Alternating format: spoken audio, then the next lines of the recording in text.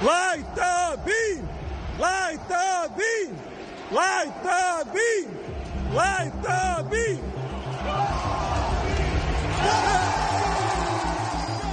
Oh, light the bloody beam. We are back for another week of the Sports Cave with Biggest Puma.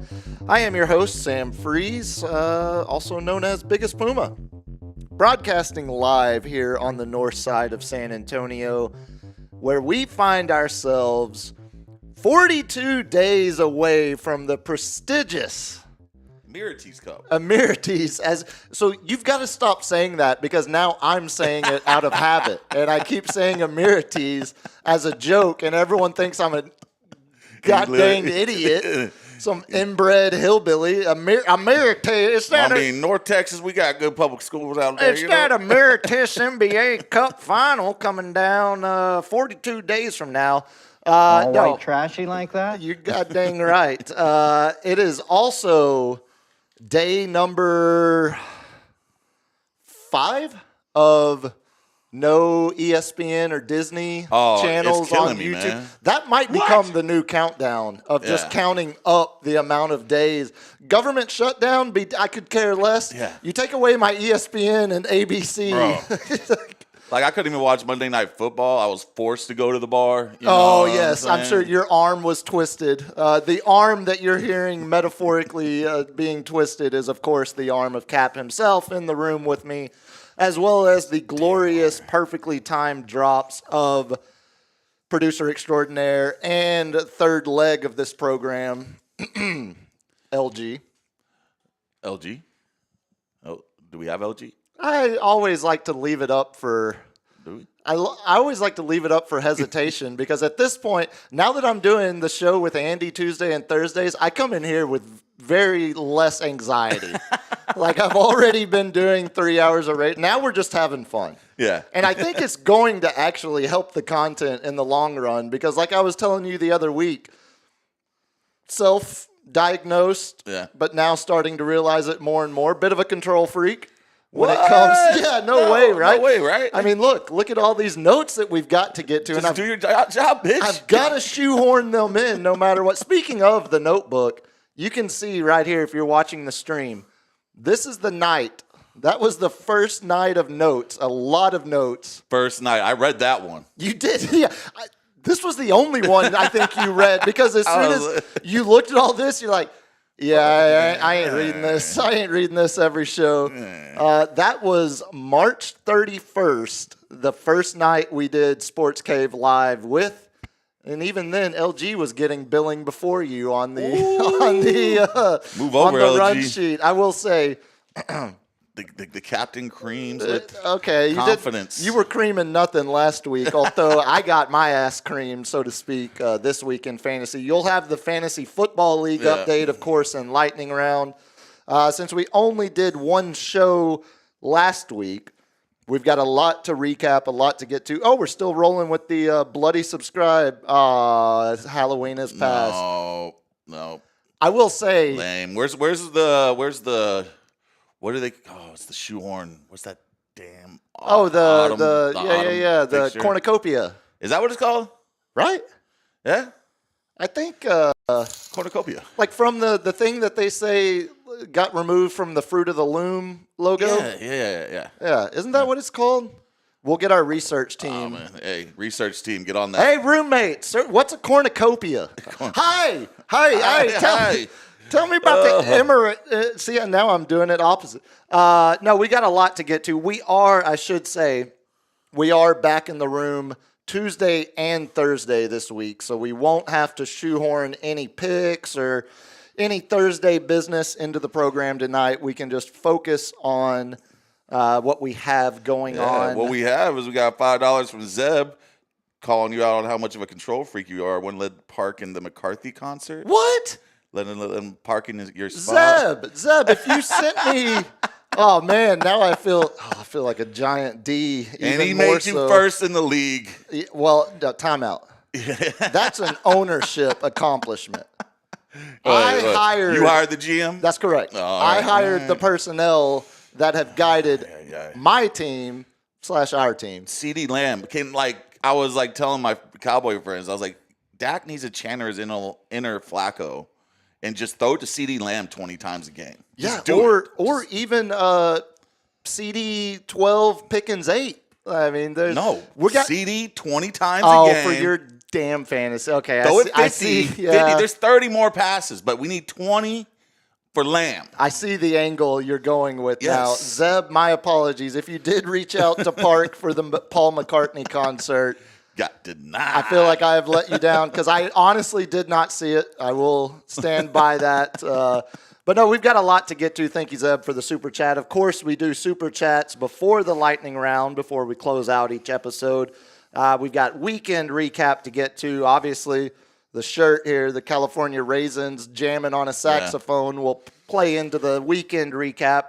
We've got Spurs notes. Spurs dropped their first game of the year. We'll talk that, talk injuries, updates, new injuries, as well as Cal notes, and then main Segi, of course, an NFL Week 9 recap. But before we go too much further, I saw the subscription pop up there, but I didn't see a third face join the program. Are you having a bad hair day, LG? We need the glorious pipes of LG to tell the good people how they can help support the program. Well, sure. You Hey. can support the program by jumping in and throwing us a tip in the super chat. And when you do there, we have a beer mug there on the screen where the beer mug will fill up with your tips. I was wondering what that beer mug was sitting there. Yeah. We got a little taster. We got some backwash in there. I love it. No, that's some coins fell in there when Zeb hooked it. Oh, up. is that Very coins? nice. Oh, yeah. Very nice. They dropped in there if you didn't notice the animation that flew across the screen. This is the production value you will There see you go. continue to increase as we get more super chats. And I will say, LG promoting the Super Chats. I think the three of us came to a consensus before the program tonight. It sounds like we have found our first purchase with the Super Chats. Oh, yes. We are going to make a microphone purchase with Super Chat money. So thank you to the people for all your contributions. So excited. Yes. So excited. This might be the last week you'll see earphones are these two horrible. guys using those microphones right there. So Yeah, I hate these. I was about to say. hate these, man. Well, I don't realize because I get into like full like anxiety OCD mode, and so I don't realize. I don't think I like them either because the roommate told me, she's like, every 3 minutes you're reaching up there and touching your ears Yeah. like you're looking for your baseball. And I'm like, I'm sitting there trying to God. scratch my ear and like, God. I'm on like, don't touch my baseball. Yeah, exactly. Like it starts to look like I'm tweaking on Tylenol every now and then. I just did it right there subconsciously. See, that's what I'm saying. So I will be. Acetaminophen's getting to you, man. I will be happy to roll out the new microphones, and like LG said, thank you to everybody that has helped drive us to the first purchase. yeah, there. and you don't have to just give money. You can just subscribe to this program, and that helps out as We well. love you long time for Yep. that. Yeah, I saw we're picked up a couple since last week. We're up a couple. I hate to see. Well, I prefer stagnation over net loss. So I will take a couple up week to week because we build brick You by lose brick. one, you gain three. It's That's fine. right. Yeah, it's all good. I It's will all good. say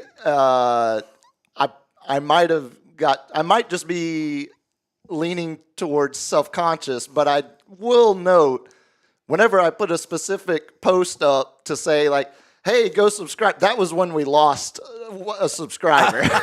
And so They're like, I'm listening to this guy. yeah, I was about to say, I think there might have been some further research done down the rabbit hole that led somebody, I just touched it again, so to speak. But like I said, we have so much to get to. We're not even going to have the weekend recap. We're going to talk baseball there, but we've got so much to get to. Baseball's it was all about the last two games. what was the 18-inning game?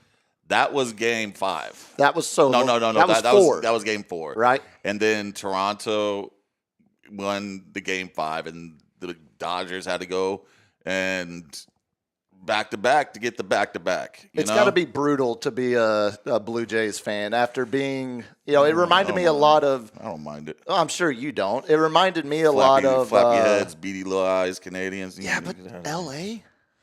I'm not happy about it, but it's Yeah. still America.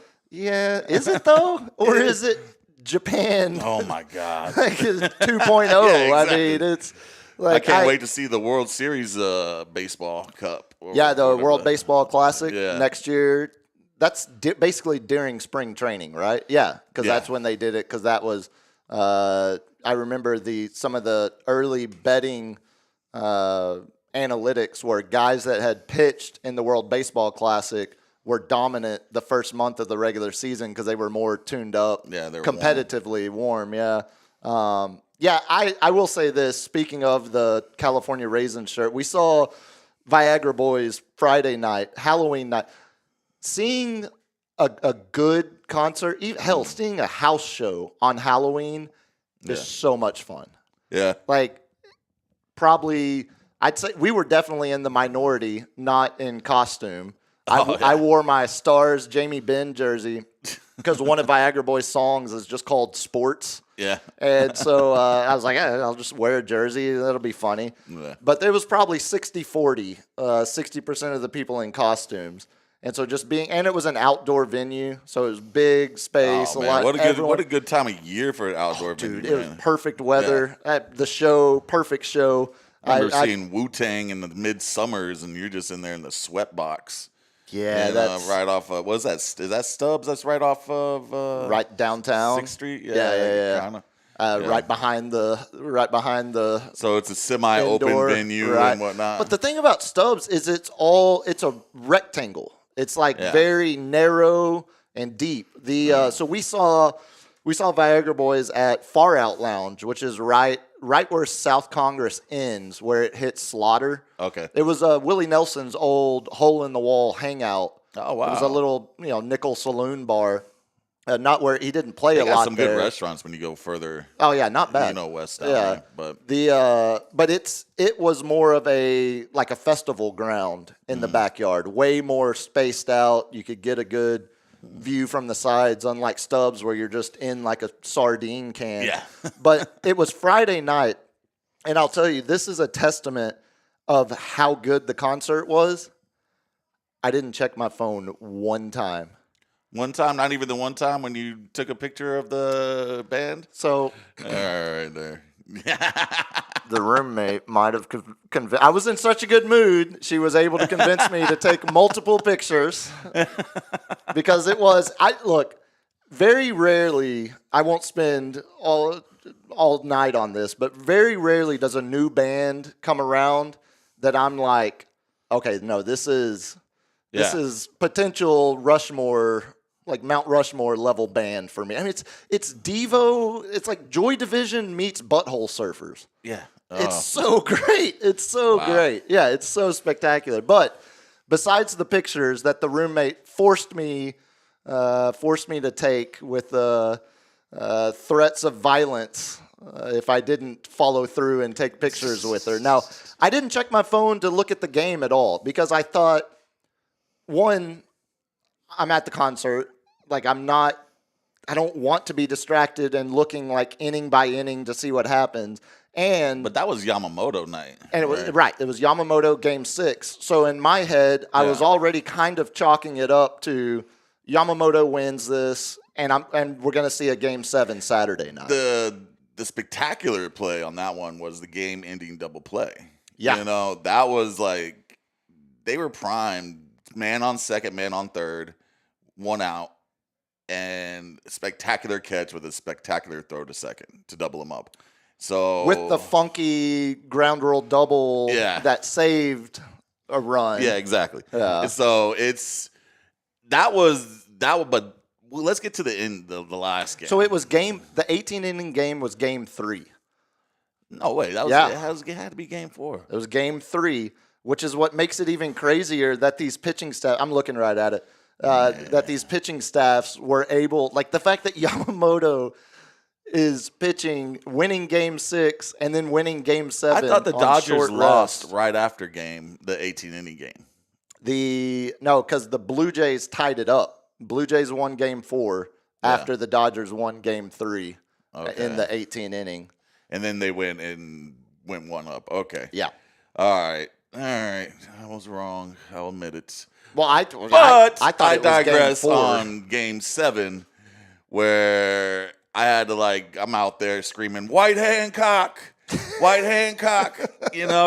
old Will Smith with the go-ahead home run in the 10th or the 11th? 11th. Did you see the fun fact about that one? The fact that Will Smith has won a World Series every year for the last 6 years. Yeah. So it was obviously this year Will Smith for the Dodgers. Last year Will Smith for the Dodgers. The Rangers had a relief pitcher named Will Smith. The Astros had a Will Smith. The Braves had Will Smith. And then it was the same Will Smith as the Dodgers in 2020. Oh, my God. So we've had such a generic name. Now 6 straight World Series with Will Smith as a winner. I think that's kind of the takeaway for me for the Dodgers. Obviously Yamamoto, very deserving MVP. Mm-hmm. I mean, you talk about if you had told me at the beginning of this series we're going to see a Japanese player do something that you've rarely seen, if ever seen in your life, the obvious answer would have been Shohei, and the fact that Yamamoto is the one walking away. Like, I'm going to remember this World Series because of his performance. Yeah, dude, Shohei, he blew it. They had to yank him out in the 3rd inning because his stuff wasn't there. He was overthrowing his breaking ball. Had no control. He had started using his splitter, and that's like the least used pitch in his arsenal. He's got 7 or 8 of them in his arsenal. Which tells you he had nothing. He had he no didn't trust. for. He didn't trust any. Yeah, no trust in any of his go-to pitches. But Yamamoto comes in and throws two and 2/3 of an inning at the end after coming off of a 100-pitch, 6.5 inning performance, Crazy. 1 run the day before. Like, that is the stuff where that's old school baseball for me. Very you know much what I'm so. saying? It's like, nah, I'm coming in. Like, I don't care if I got 1 day rest. Well, he tried to come into the 18-inning Yeah. game and would have come in if, he was if warming up. Klein hadn't been able to get out of that, or Yeah. if the Dodgers hadn't been able to score Yeah. in the bottom half of that inning. As much as, like, Yamamoto, obviously, MVP steals the headlines, but Will Smith is a good ball player. Yeah, he's a solid utility man. That's your catcher who hits the game-winning home run in Game 7. Miggy Rojas with the game-tying home run, Yeah. and then the game-saving defensive play. Pajes with Yeah. the great catch in center Yeah. as he's towering over the left fielder out there. What about the heads-up play of the first baseman throwing the ball home when the base is loaded? Yeah, that was Miggy. That was was Rojas Miggy, at yeah, second. Rojas, yeah, where he stumbled. He's able to snag it, and he's falling backwards and able to get the throw. Yeah. Beats IKF by a half of a If cleat. they called it safe, I don't know if they would I have don't think overturned it. I completely you know? agree. It was that close. And I heard a clip floating around of the Toronto radio broadcast losing their mind in celebration because they thought it was over. Yeah. And they thought, that he was safe. And I agree with you. If it had been called safe on the field, that would have been really hard to overturn. But all of that to say, obviously, it's the Dodgers' heavy hitters like, Mookie, Freddie, Shohei that got them there. But it was their unsung heroes that ended up. Funny how that happens in World Baseball, man. Yeah, Aaron it's Boone? so great. Series. When he got dubbed his nickname Aaron Effin Boone. Yep. Like he was the eighth man. He was the eighth man. Like we were looking at going back to the top of the order with Wakefield, and Aaron Effin Boone puts one over the Green Monster. Yeah, I do. I keep going back to Sweet 2003. Oh, if only No. you could go back. If only. If only. This is a new generation. Yeah. We just got to fire. Get ready because Aaron Effin Boone. Yeah, I was about to say, Aaron's your first one gone. We are as we get closer to the winter meetings. We're definitely going to hit on some MLB free agency because Bryce Harper wants out. You got some interesting Skubal, names who wants $400 million. and we'll get it from somebody, whether Get it it's from the Yankees. Come on now. Mets, Yankees, Dodgers. Someone will give him that money. If we're gonna compete Giants with even? the Dodgers, the Mets, all these big spenders, even the Phillies, we gotta spend money like the Yankees used to spend money. It's that simple, man. And like Bryce Harper's a home run, Skubal's a home run. These guys are going to be good, So can I give you some? I'll give you some news that will. And Cody Bellinger opted out Yeah, of free agency. That'll be an interesting one because his 7.0 WAR this year. Yeah, he was excellent during the regular season, horrible Right. during playoffs. Yeah. Well, Vegas obviously has the Dodgers as the heavy favorite for a three-peat, but the Dodgers plus 375, second team on the odds. The Yankees. Yankees plus 700, and then you get Phillies, Astros, Mariners. Oh man, we almost doubled up on them. Dang. Yeah, that's not in a good way. And here's the thing, man. If Aaron Judge had his normal postseason 2 years ago, we would have beat the Dodgers. But he had one of his worst postseasons in his career, but he averages like almost 400 in postseasons with home runs, with RBIs. He is a beast during postseason. We saw that this year. But last year was a faux pas. It was like, what is going on? And Giancarlo, I'm calling him Michael because he had a down year this year. Michael had the Judge style season, hitting like 7 home runs. But I also do like the fact, did we see the home run record get broken or the hit record? Like Vlad was close. We got the total. Now, granted, there's been more. It's way more playoff games being played now. But the kid, the Blue Jays third baseman, Ernie Clement, ended Clement. up setting the record for most hits in a playoff run. Oh, okay. But I mean, again, if you're Give it up to Clement. if you're a Blue Jays fan, you had the hated, vaunted LA Dodgers on the ropes in Game 6. In Game 7, you had the bases loaded with one out and couldn't get a run.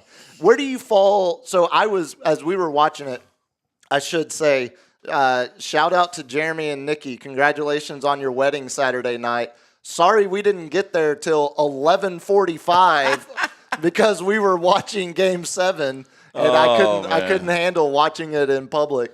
As we were watching, You just go to the reception, man. So You just crash. That's exactly what it was. They actually did it. They did it very similar to how we did it, where small service and then reception at a local bar and just open tab, come hang out. But again, congratulations to the newlyweds. During that Game 7, when IKF was on second base, no outs, and the Blue Jays bunted him over to third. Yeah. And immediately I told Steph, I was like, he's not going to score. No. Like that's one of those rare baseball decisions where the old heads, that's just not how, that doesn't work. You take the risk that you're going to get a base hit because a single can score him from second. Yeah. Obviously, you're playing that you could score with a sac fly, but the numbers just don't show that bunting, unless it's the extra inning where you've got the ghost runner out there. With 0 outs. With 0 outs. But when they did it, that kind of immediately, and they end up getting the bases loaded, but still don't score. You know what kills me? Like, bunting someone over was still like one of my favorite play was the running to the catcher, which we almost had. Close. He had full right to go run him over, and I'm like, give me it. But suicide squeeze. Like, when you have someone that fast, have him sit there and dance, especially if you have a left-handed pitcher on the mound. Push the issue. Push the button, to get a suicide squeeze on. Even if he's sitting there popping off the base all the way to, like, halfway up in between, there's so much that can go down. And, like, the worst thing you can do is foul the ball off and run it again. And do it again. But, like, I would just kill him on a suicide squeeze. And then all of a sudden, fake it, go there, do a little chopper, and you got the first baseman, third baseman already up. Do like a late. It wasn't a suicide squeeze, but do you remember the shot where Toronto did exactly that, and it just went right to Max Muncy at third, and all he had to do was move his head out of the way and put the glove up. Yeah. But that's exactly what I was thinking, because he was charging in to play the bunt, and then they tried to slap it, and it just, again, you're better off doing that, though, because the odds that you're going to hit it right into Muncy's glove as he's charging in from third, so the odds are still in your favor. That's not going to happen. It was just another bad break for Toronto. Yeah, we're going to, obviously, as we get closer to the real MLB hot stove heating up. I should say, I forgot, I buried the lead. It's National Candy Day, which is stupid because why is National Candy Day on November 4th? Because it's all half price at the stores. It's free here at the residence where we currently reside. A lot of banana Laffy Taffies. Yeah, they load you up with the banana. The only person that likes banana Laffy Taffy is my grandma because that's the only flavor she had majority of her life. It's a ass flavor, like we have the ass category here. We have a new clip to submit to the ass category, and it does involve your Dallas Cowboys. But Saturday, skipping, I should say, it's National Candy Day, but it's also Election Day. So I am going to be. Greg's keeping us up on the Prop A, Prop B. Do we actually have any results coming in yet? Yeah, it's it passed. It passed. For sure? 57 to 42 and 53 to 46. You were right. I thought that was going to be more 60-40. Nah, well, you almost got to 60-40. I went and voted today. It's already been called, though? Like, we're officially, or is that just where we're at currently? Are we? I think Okay, so that's the early voting results were 57 in favor of Prop A, 53 in favor of Prop B. Yeah. But with the polls just closing an hour and a half ago, and people still lined up to vote, I don't think there's going to be enough day of voting to swing that to where it loses. But I bet it does tighten up a lot because I think the majority of people that were against it, I think the majority of people voting day of are probably voting against it. But I don't. You think? I don't know. I voted the day of, and I voted for it. Yeah. And I didn't know there was 8 pages of props on there. So it's wifey's government. the wifey's like, tell me what do I need to do? Like, I always listen to you and vote, and I was like, I give her the specs, and I'm like, okay, this is yes, I do kind of tend to make billionaires pay for their own crap, But I was like, this is just going to create so much commerce, and it's going to make the city nicer. We don't have to worry about rejuvenating the area because the Pearl's already happening, all this stuff's already happening. So we know we're going to get a better final result than we did with the Frost Bank and the AT&T Center. It's different, like when the Alamo Dome was built, that was built with a 1% tax applied to San Antonio citizens. This one being tourism and hotel and car rental based. So it's even different in the way that the Alamo Dome was financed. And the Alamo Dome, as Andy gave me a history lesson on air today, because it's kind of a shining example of a rare government project that actually does pay for itself on time, zero the balance, zero the ledger out. Yeah. And now the UTSA Roadrunners are 24-0 in the Dome during American Conference games.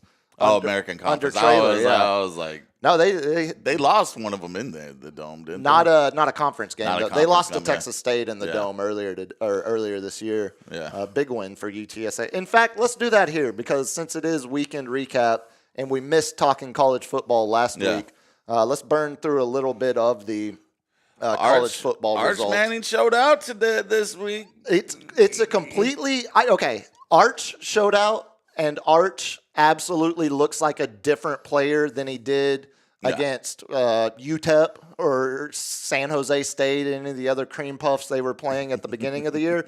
But more importantly, the changes on the offensive line, they shuffled the offensive line, end up finally finding some cohesion amongst the unit. And, that Vanderbilt game's the best the offensive line has played all year, which I think obviously. They gave him time in the pocket to actually do it. He didn't have to roll out as much, even though I do love him on the rollouts, because he's got that run option.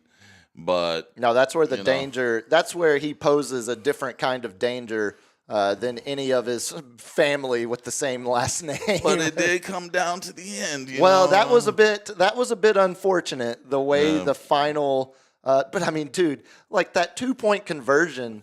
What is the SEC replay team seeing?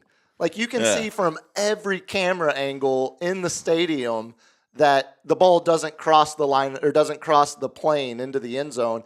And even I was making the roommate watch it with me as we were stealing someone else's streaming login because dude, I set the alarm. It's not stealing, it's sharing. It's sharing. That's right. It's bartering. We're actually devolving back to trading beaver pelts for ESPN. I was like, Plus you got Paramount, logins. I'll give you Peacock, man. Come on. So we already do that, and I just never, since we had gotten YouTube TV, I hadn't had to have an ESPN login. Oh, you're missing your quad box. So, dude, it's brutal. It's terrible. I can't flip. I'm turning into Archie Bunker on my couch, just complaining about not being able to flip. It was a rough weekend for me. I'm gonna tell the roommate to hide the remote. Make you get don't put me through that kind of trauma.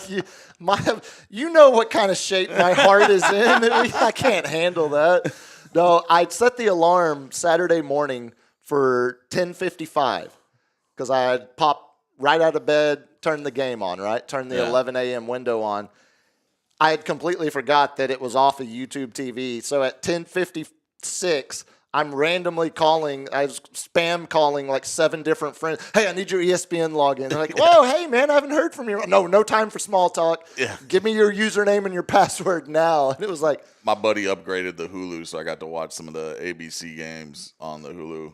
And oh, because Hulu has the live TV. yeah, but you have to upgrade to that. Well, and they're Disney now too, right? Disney, ESPN, Disney bundle, you know. It's pretty the Hulu. ridiculous. Yeah, but YouTube, get your crap together, man. Yeah, Come on. really, especially like on a weekend where the Cowboys played Monday Night Football. Like Yeah. they knew what they were doing. What's the leverage? Are they going to raise the price again? I just might go with DirecTV. I mean, I read they're losing. I sent a buddy in DirecTV. What is it? DirecTV Now or something like that. I sent a buddy that way because he was looking for.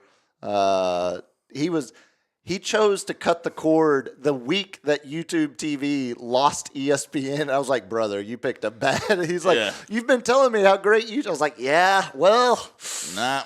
not this week. This Making a stance. Yeah, go to DirecTV. Well, I got some bad news for you. Next week, Texas, Georgia. It's going to be on ABC at 6:30. Well, I'm going to go. You going to go out for that one? I don't mind watching Texas. I mean, It's just not the Cowboys out in public. Yeah, I can't do Cowboys in public or Game 7s of any sport. I like to get the full experience there. Yeah. I don't mind watching Texas games in public, especially here because you're mainly surrounded. So Texas got to run the gauntlet, man. Arkansas is the only one that's going to be an easy one, but A&M and Georgia, they run it. I think they're in. If they run it, they're in, no question, because that would also mean they knock out Georgia, Number and 5 depending ranked. on what A&M does between now and the Thanksgiving week Georgia matchup. barely beat Florida last week, 24-20. That's always a tough game for Yeah. them. I mean, that's always a sneaky good Ole rivalry. Miss, not a blowout against South Carolina. Is Spurrier still coaching that team? Negative. No, it's South Carolina is Beamer ball. Oh, and then Frank Beamer's Georgia son. Tech got their first loss Finally, they have been fraudulent, against the mighty NC State. dude. So NC State is a weird one too because Virginia's only loss on the year is to NC State. They're both in the ACC, but the game they played doesn't count as a conference game. It counts as an overall game because of all of the movement, all the conference realignment. Yeah. Virginia and NC State didn't have a game. They lost non-conference opponents.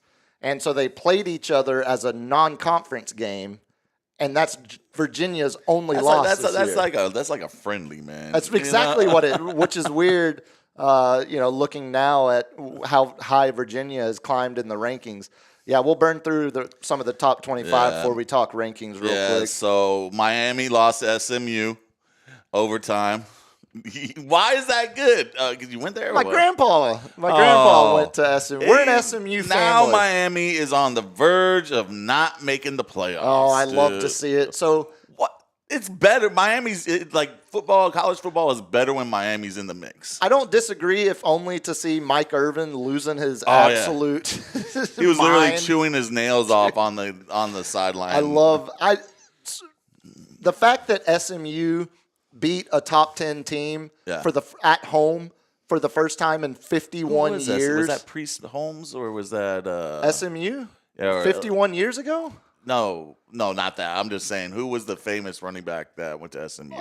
Eric Dickerson. Eric Dickerson. Craig James went to SMU. Doak Walker went to SMU. I thought Priest Holmes, maybe. Nah, Priest was UT. UT? Priest right. was technically Ricky Williams' fullback, if I remember correctly. He was Ricky Williams. We need to switch that around. Right, that's my whole point. Yeah, and then became a stud in the league. Ohio State struggled at first with Penn State. That was a 17-14 game at half, but ended up being a 38-14 game. Not much challenge there. Indiana continues to do what Indiana does, and that is blow the doors off of everyone else in the conference. Then they got a weak schedule, right? They're basically just gonna run the table. Oh, I think Indiana's pretty. I mean, unless somewhere out of nowhere. Yeah, they got Penn State, which is 3-5. They got Wisconsin 2-6, and then Purdue 2-7. So they're going to run the table. They're going to score 50 every game. Yep. You know, And that's where I say, like, college football would be in a quote-unquote better place nationally if that was Miami doing that and not Indiana. But also, I'm kind of interested in I kind of like the chaos. like... And so I don't mind seeing SMU upset Miami. I don't mind seeing NC State upset Georgia Tech, because I still think, especially ACC schools, they weren't going to get multiple bids to begin with. Yeah. So if it's, upsets in the ACC, I feel differently about those games than I do SEC or Big 10 or Big 12 for that matter. I mean, the Big 12 is past the ACC. If it wasn't for the Oregon coming over and USC, the Big 10 would only have 2 good teams. And it's Michigan's down. Yeah. Penn State's down, even though they were ranked, top 2? They were number 2 to start the year. They were ranked second at one point. Or third if Ohio State was there. Ridiculous. Second. And so now Oregon, are they even ranked anymore? Oregon, Oregon slid in. They are number 9. Okay, they'd had an off week this week. Yeah, they were just off this week. And the game of the week was Oklahoma-Tennessee, and Oklahoma squeaked that by, which, it's always a horrible day when that happens. Yeah, Oklahoma is in the, they're in the same boat as Texas is. Yeah. The win out and the chips will fall in your favor. And if Texas wins out, it gives Oklahoma more seeding, because that's the team they lost to. If both of them can get in. Yeah. Because it also is going to potentially end up being the decider, as W You're looking would at say. Alabama, Georgia, Oklahoma, Texas A&M. Are we looking at 6 to 8 SEC schools? Don't forget Ole Miss. Ole Miss, still top 10. So 12 teams go to the playoffs this year? Yep. And one of them is guaranteed to be a small school. Yeah. So right now, that would be Memphis. So you got Tech from, I don't see anybody else from Big 12. BYU. I mean, that's a big game. Like, game days there this weekend in Lubbock. Yeah. Undefeated BYU, 1-loss Texas Tech. Oh, yeah. But that's the game of the week. Yeah, but I think how many BYU's lost 2 or 3, right? Undefeated. Get out of here. Yeah. They're running the Big 12? BYU, right as we sit here right now. Damn. I know. That game is now really interesting. Brigham Young's, he was a ruthless killer, dude. He knew what he was doing. I'll say that. So the SEC schools right now, currently in the first college football playoffs. Yeah. A&M 3, Alabama 4, Georgia 5, Ole Miss 6. So you've got 3 through 6 that are all SEC schools. Mm-hmm. And then the first 2 teams out are Texas and Oklahoma.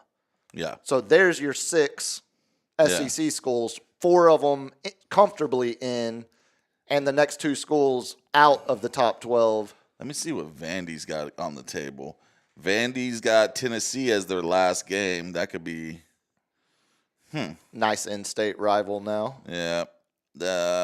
And then that's the only I think the Vandy run was fun, but we've probably lost Diego Pavia in a playoff game. They didn't lose horribly. They went up against Texas, who beat OU. They didn't lose horribly at the end of it, but they were pretty much physically dominated for 3 quarters of that Big game. 10, dude. Yeah. Oh, yeah. That's crazy. Yeah. Well, and your Big 10 schools, Ohio State, Indiana, 1 and 2. Yeah. And then I think that's it. Yeah. So, Oregon. God, I keep forgetting Oregon is a Big 10. ACC, the first one that's coming up is Virginia is your only ACC school. And I don't think that holds. I don't know how much.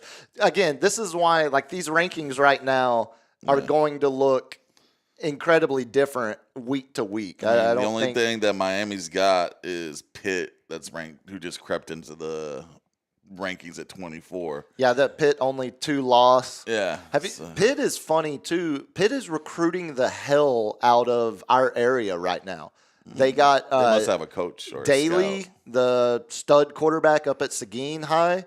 Awesome player, committed to Pitt.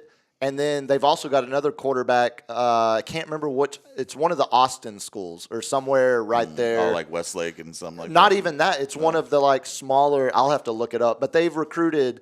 Oh, it's one of these, Yeah, like one of the new, like Vandergriff or church schools that sit there and I don't think it's one of the private parochial taps playing a program. It might be. I can't remember off the top of my head, but I was shocked to see because I'm still such a college football sicko. I look at the top 100 Texas recruits, and look at them by region, by city, and I kept seeing Pitt pop up there for multiple, big time quarterback recruits we have in our area.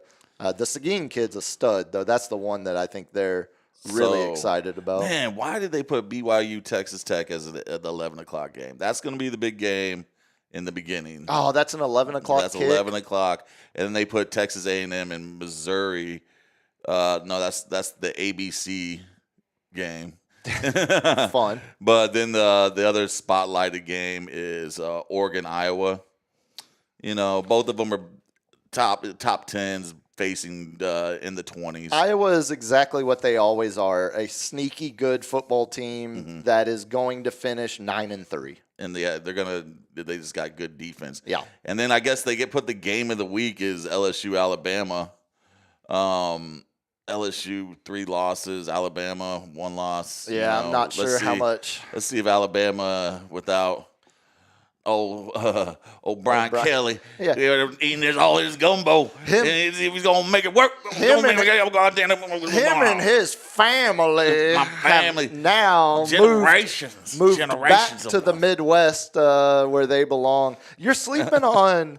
I'm crossing my fingers, but not holding my breath.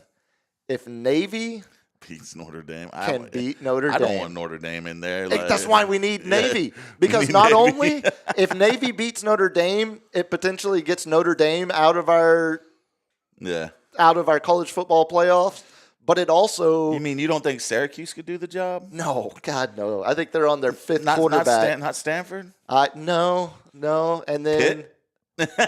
Wait, Notre Dame still has Pitt? Yeah, they have Pitt after the next week. I mean, that's the most realistic. Yeah. That's the most realistic. I mean, Navy, they will sneak up doing the option and 27-point underdogs traveling to South Bend. But if they can win, it would also set Navy up to potentially, because I want one of the service academies to get into a college football playoff within the next few years. Just do the triple option the whole game. Exactly.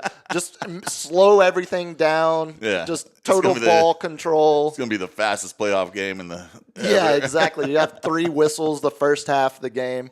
I mean, that Texas A&M Missouri game is sneaky interesting because I think outside of Texas, that's the only other real speed bump A&M potentially has, and A&M can get away with 1 loss, probably 2, but then you start to sweat it a little more.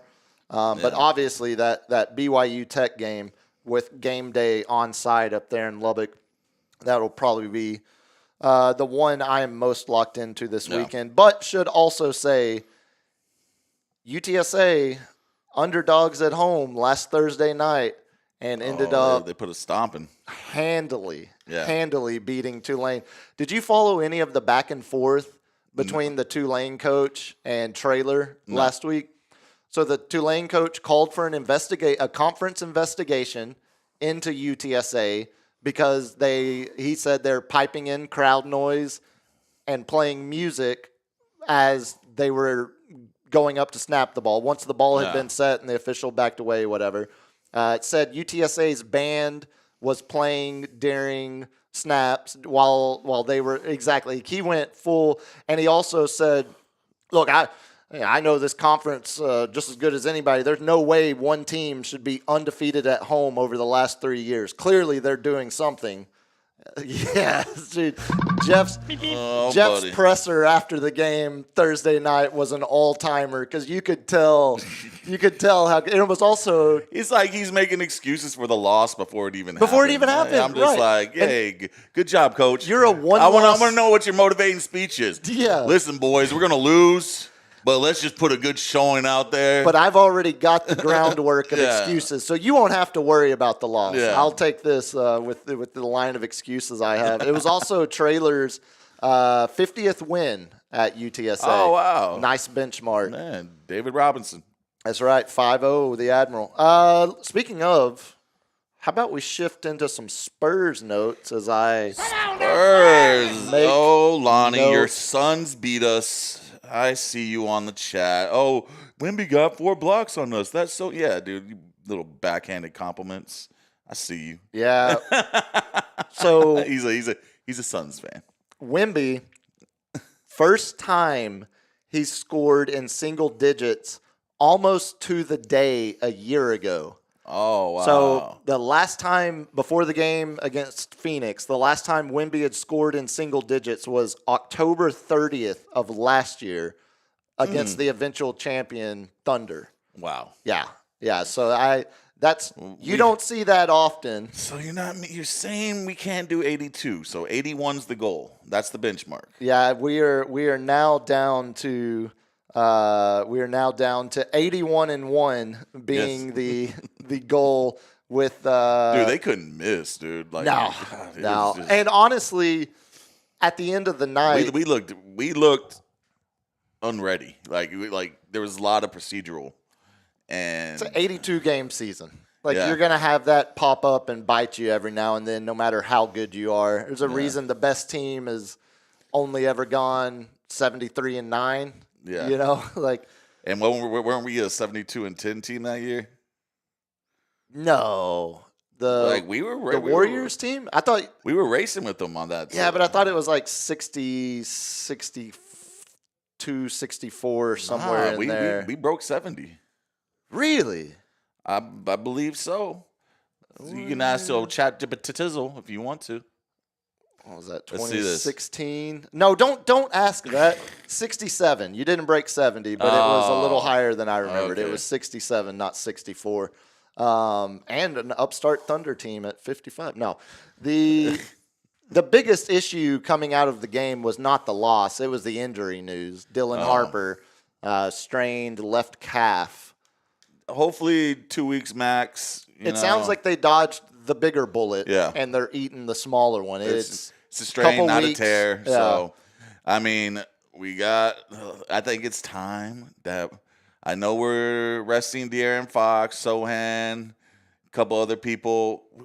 Let's bring in our boys back in. You know, we gotta create some offense, So the especially news, off the bench. as far as tomorrow night out going up against LA against the Lakers, still no Fox, doesn't look, still no Cornette. Mm-hmm. Both of them fully ruled out for tomorrow night, which Wow. I know. And the Fox one, like they told us, Fox and Sohan, they didn't Like expect to 3 miss days. more than 2 or 3 games. Yeah, 3 games. And we're going into Game 7, but no Fox, no Cornette, Olynyk and Sohan still to be decided. So we might get the debut of both of Kelly Olynyk and Sohan, but still no Fox, which means more Castle at point, more J-Mac running backup. Also, Lindy Waters, I think, is still going through potential questionable, Keldon not Johnson's ruled going out. to be more involved in the game.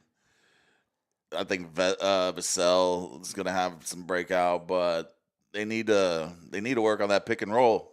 You know, get Wemby moving up towards the basket without the ball, even though he's got good handles. Oh, I think at this point it's a matter of the fact that first of all, the fact that the Spurs had never started 5-0 is crazy to me. Yeah, that's 2 decades of greatness, of domination, and never started 5-0. But that was like I always said, that was because we played all the elite teams because we were the team to You were always getting matched beat, up, you know? and also you had a lot of pop playing with lineup, figuring stuff out, putting guys out of their comfort zone. Especially towards the later end, like Tony was always banged up, or Ginobili or Duncan. Somebody. And, he was like, I'm pulling, he's sitting this game. Yeah, or he's playing 22 minutes instead of 30 or 32 or whatnot. Yeah. But that did happen since last time we were in the room together. I think the fact that they were able to bank 5 wins on the ledger without De'Aaron Fox, and now it kind of feels like with Fox still out and now Dylan Harper out, we might lose some games that we should have won. So it feels like it's it's going to balance itself out. I want them to give a real update on Fox. Like, what are we looking at? 3 more games? The longer it goes, especially because now, fully ruled out for tomorrow night. We're not even getting we're going to put him through a pregame exercise to see where he's at or anything like that. But all that being said, there's only one team in the West that has a better record right now. And we play the Lakers, so I'm excited to see how we match up against them. 6-2 Lakers versus 5-1 Spurs. Yeah. Also, did you watch any of the Lakers game last night? Oh yeah, with no Luka, no Reeves, no LeBron, and they beat Portland, who Portland's had a surprisingly good start, 4-2 until the loss last night. That was a good game, man. I was watching it, and just right at the end, they just went away with it the last 6 until what's his name? Oh my God, the little Nolan Smith or Nick Smith Jr. There, he's on a 2-way contract for them, and he dropped 20 points over the course of the last quarter and a half of that game last night. But Luka rested. Probably I would expect to see him tomorrow night. But it should, anytime Spurs, Lakers, it's must-watch TV, especially. Then we got a group game. The Amenities. The Amenities. We go against Houston right after that. So it's 2 huge games that wouldn't mind having a veteran point guard that's an all-star and clutch fourth quarter killer. Did you see they're bringing back the Fiesta jerseys too?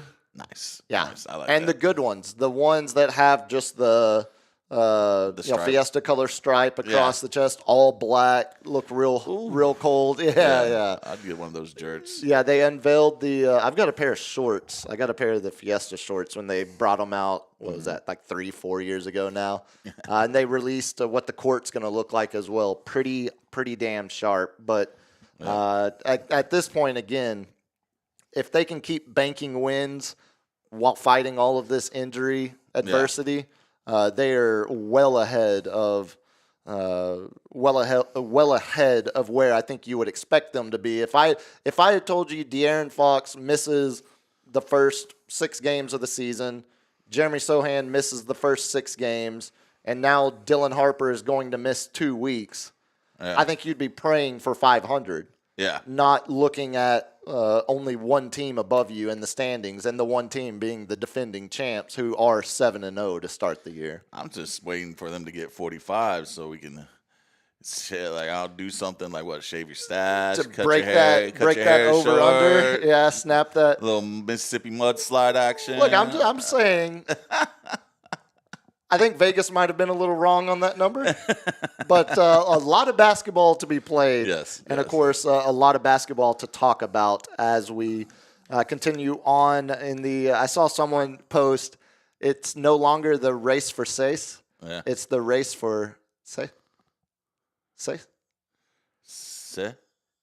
Un, deux, quatre, sept, Oh, cinq, it's French? It's French now. It's now the race for Seis. Oh, God. Yeah. Vive la France! That's right. Let's talk some Cowboys, shall we?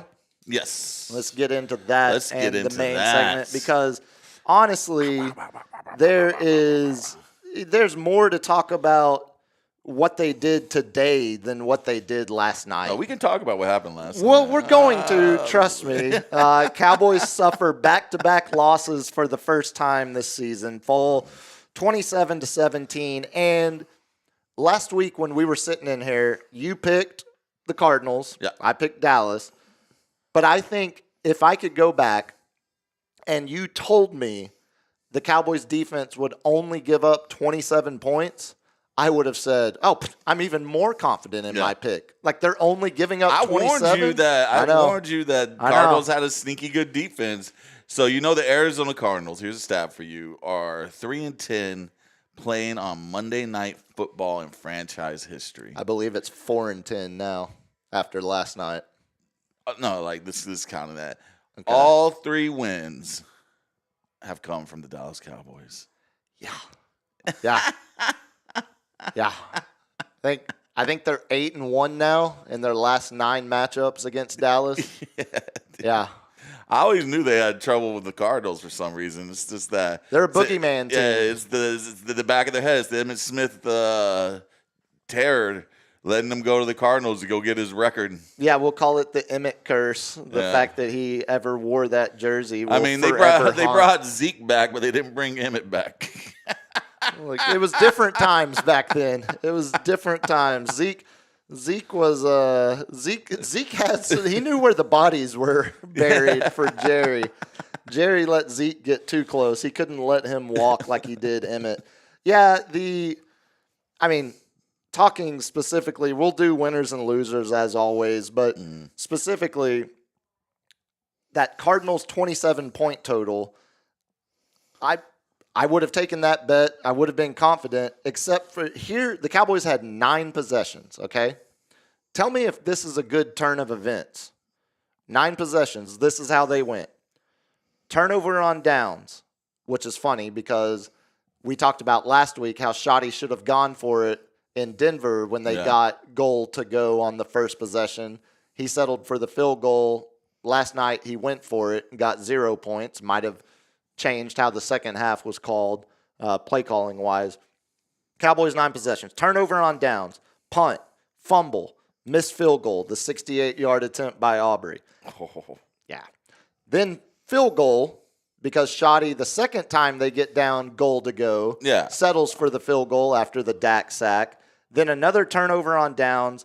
Then their only touchdown of the night, only offensive touchdown of the night. And then a fumble by Javonte Williams, and then an interception, desperation interception. What about not going for, you're only down, they were down 10 points, and they did not go for, they were down 17 points, and they decided to go for it instead of kicking the field goal. Oh, you mean Arizona? When Arizona kicked the field goal, or when? No, the Cowboys. Oh, well, yeah. Right. It was like all the analytics say is you're going to need a field goal, get the points, so you don't give them momentum by turning it over on downs. And CD had to come back to that ball. Yeah, and CD ran a 12-yard, what looked like a all he needed was a 7-yard hitch. And yeah. He was like, I don't even think it was 7 either. I think it was like 5. 3 or 4. Yeah, that was. And I was like, I'm gonna get to 12. Yeah, I mean, I've got Shoddy as a loser for there were some. It feels like he might have listened to the media a little too much after last week, because clearly when they were on that first possession, drove all the way down, had first and goal, end up not scoring on the first 3 downs, and are facing 4th and goal. I told the roommate, I was like, he's going to go for it here because he didn't do it last week. Yeah. And now analytics would say you do that on the road, you go for it. At home, you take the points because you've got the crowd behind, whatever other impact or effect is in your favor at home versus on the road. But I think we are officially ready to say. Are we putting them in the ass category? Bubba, there was only one game in the ass category this week because the Browns and Jets were both on bye. Yes. And when a 3-5-1 team plays a 2-5, now 3-5 team, that is firmly in the ass category. The trade moves. As the opposite of a fan of the Cowboys, what's your takeaway on what they gave up versus what they got back?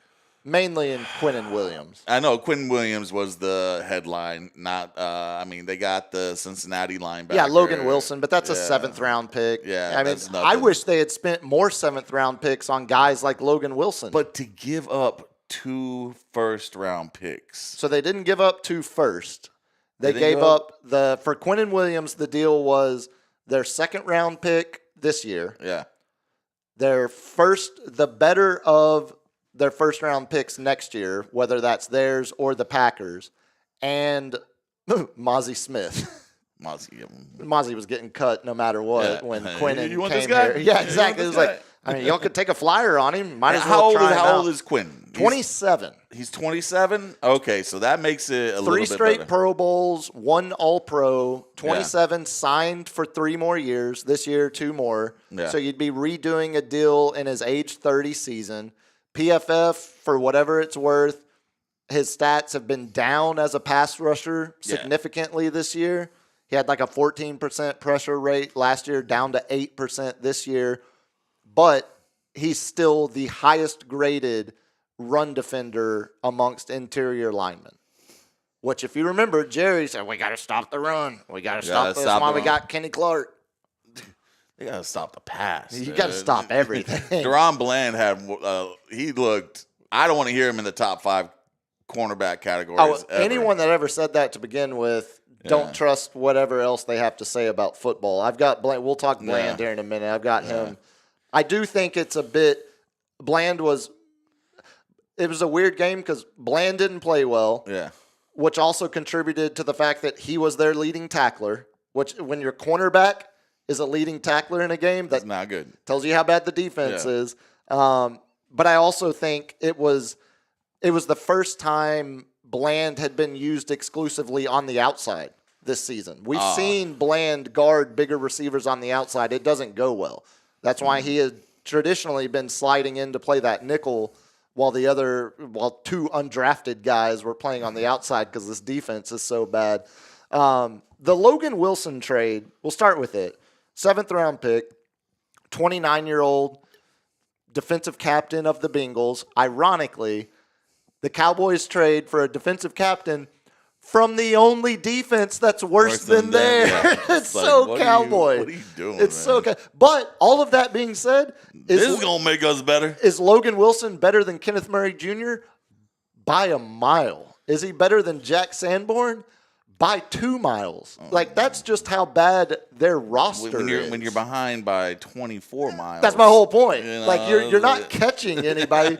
But if the Cowboys do want to climb back out of the ass category, so to speak, into the fringe to have any chance of sniffing playoffs, Logan Wilson is better than anyone they have in the building right now. That is hard to argue against, and you only gave up a 7th. That move was the move Jerry talked about. We've already done a trade. I just can't announce it. That was that trade. That was that move. That helps them this year only. Logan Wilson's not going to be a player in this thing multiple years into the future. That's where the Quinnen Williams trade is different. At least y'all did something. Yeah, and we'll talk about your Niners' lack of activity yesterday. I think the consensus was just we got too many injuries, man. There's no way we can Well, and you keep winning. Yeah, we keep. So it's a soft schedule. We are getting back some. One guy is on IR. One guy should be coming. Huff should be coming back. This week or next week. Purdy should be coming back this week. Ayuk, I don't know what's going on. I mean, I thought we were using him as trade bait, or Jennings using his trade bait. But Ayuk is finally going to come back, and that was Brock Purdy's favorite receiver. Yeah, I think that changes. I think that helps the Pearsall, hopefully he comes back. See, and that's where a lot of I thought the Cowboys would do that route where they would call DeMarvion Overshone and Siobhan Ravel basically trade deadline act because they're coming back from injury. They haven't played all year for the Cowboys. I did not expect to get Quinnen Williams because that one does. I think even as the most jaded Cowboy fan out there, it's hard to argue just the amount of talent that just entered the building. And it does when you lose as much talent as you did in the Micah trade, to get anybody back, like Kenny Clark is not on the same level as Micah. Quinnen Williams is closer. He's not on the same level. I'm not saying that. But that is at least talent that I can look at and say he is elite at run stopping. He's worth a first-round pick. He's worth the first. And if you think about it, basically, the Cowboys have traded Micah Parsons, the second-round pick they just sent to the Jets, and Mozzie Smith. We'll keep saying it since it was technically a part of the trade, but that means nothing. So they traded Parsons and that second-round pick for Quinnen Williams, Kenny Clark, and another first-round pick. Yeah. You get what I'm saying? Because they got 2 back for Micah. They gave 1 up for Quinnen Williams. However you want to fluff it up. No. Fluff it up. That's what I'm saying. Like, I still 100 times out of 100 say that is terrible business. Yeah. It's awful business, especially when you add the fact that they did it a week before the season started, and the defense has been. So are they keeping their first-round pick next year? Or no, that's the one they lost. That they will keep whichever pick is better between theirs or Green Bay. Yeah. Come on now. We'll see. We'll see. We'll see. Yeah. Whichever pick is better goes to the Jets. Okay, goes to the Jets. Right. Yeah. So they'll get the worst first-round pick they keep next year. But all of that to say, did you see the Jets? You got Quinnen Williams and you got 2 first-round picks still in this draft to get better immediately. In 2026 and 2027, in the first 2 rounds, the Jets will have, I think it's like 7. 7? Yeah, I saw 7 that. picks. I'm like, oh, they can rebuild the team on that. Well, and from a Jets perspective, the quickest way to turning around a franchise is finding the guy at quarterback. Yeah. And I think that's what now, with multiple first-round picks in back-to-back years, they can look at this draft class, this quarterback class, and say either this is the guy we want. Yeah. We're going to use next year's resources to trade to move up if we have to. We've locked in on our guy. Or they can say, no one in this quarterback class is as appealing as someone we can get next year. Yeah. And we've still got all this ammunition next year to go at. Because one of those picks is going to be their future franchise quarterback. But, again. You got any other winners and losers of that game? Winner, Sam Williams. Not the defensive lineman, Sam Williams. The special teamer, Sam Williams, who blocked the punt. With his head. Didn't even get it.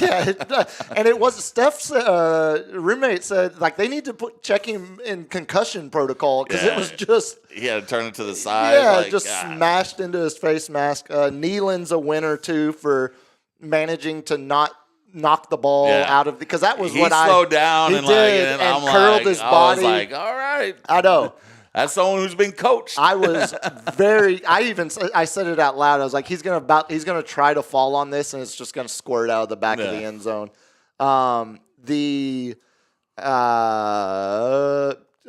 Jacoby Brissett, who now Gannon is saying is their starting quarterback. There's you a winner, no question. COD did come out, I guess. Kyler's busy. It's really hard not to fall into that narrative. But when you see Jacoby Brissett have 800-plus passing yards in the 3 games that Kyler's been out, and you see him snap a 5-game losing streak, granted, all of it grain of salt because it's against Dallas. So what are you actually comparing? I should say right after – so momentum exists, right? Yeah. And for sure, right? Sure. No, unquestionable. There's no. All right. There's no world. Get to your point. So, what's one of the biggest momentum swings in football? A special teams touchdown. Yeah. You block a punt. You recover it in the end zone. You've got the momentum, right? Yeah. Unstoppable momentum.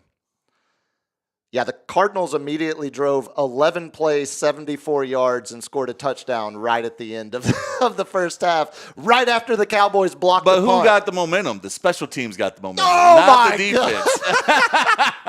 Well, But Sam Williams came out and was playing defense Oh, because he's buddy. also an edge rusher on that you defense. You still have the old defense over there. Yeah, I would, again, which is why I would argue having good players is way more valuable than And having you know what they did? momentum. A 7-game momentum-killing drive.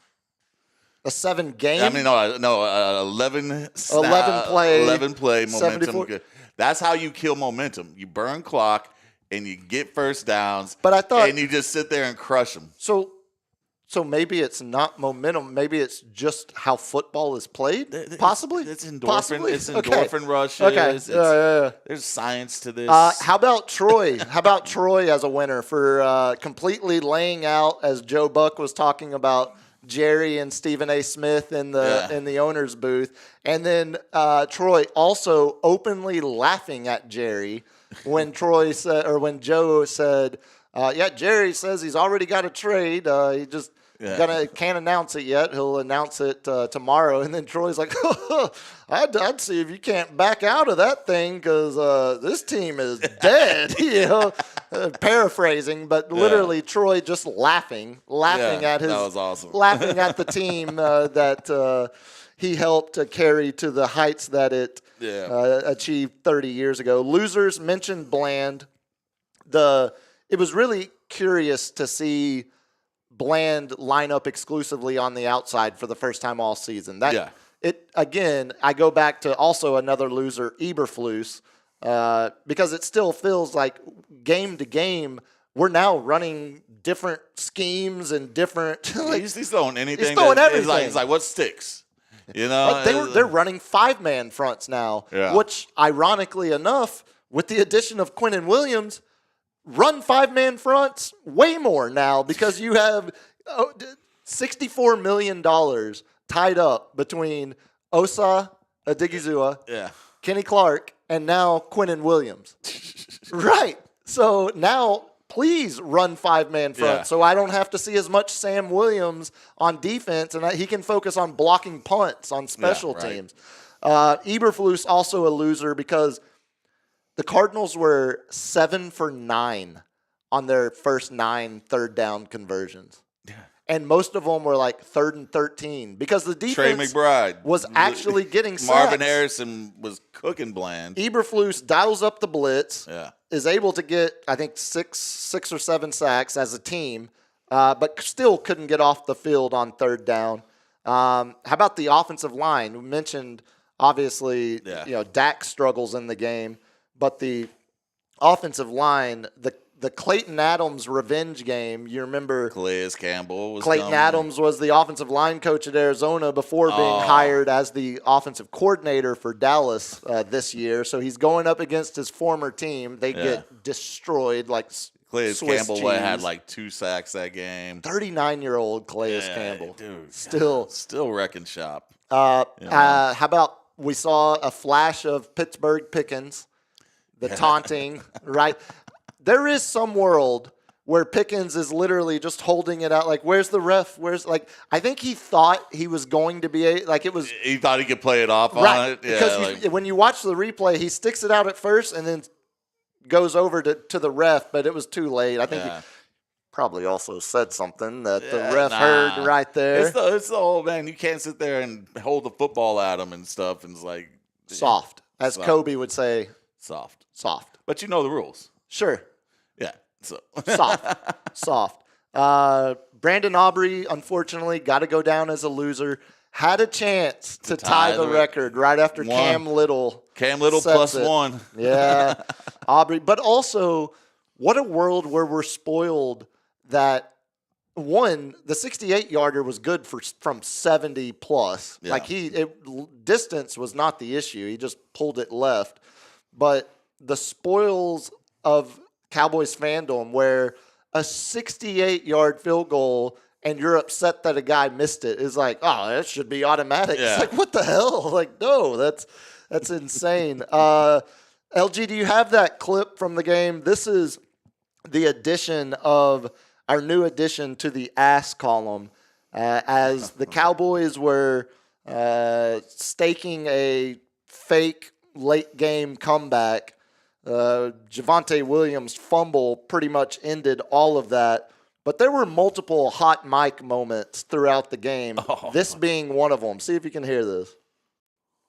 12. Extra men on the rush.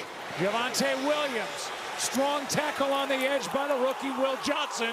Ball is out and recovered by Akeem Davis-Gaither.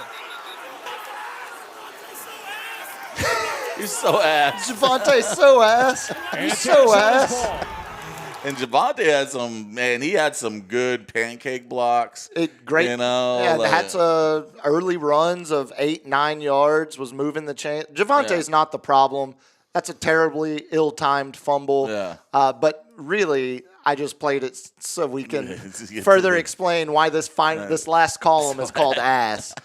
We also had, when the Cards scored that touchdown at the end of the first half after the blocked punt, we had the hot mic picking up too effing easy. This is too effing easy as they scored. And that reminded me, do you remember when the Ravens, it was like 4 or 5 years ago, the Ravens destroyed the Cowboys on Sunday Night Football. And you had, I think it was Orlando Brown, scream into the camera, "Easy money," after they scored a touchdown.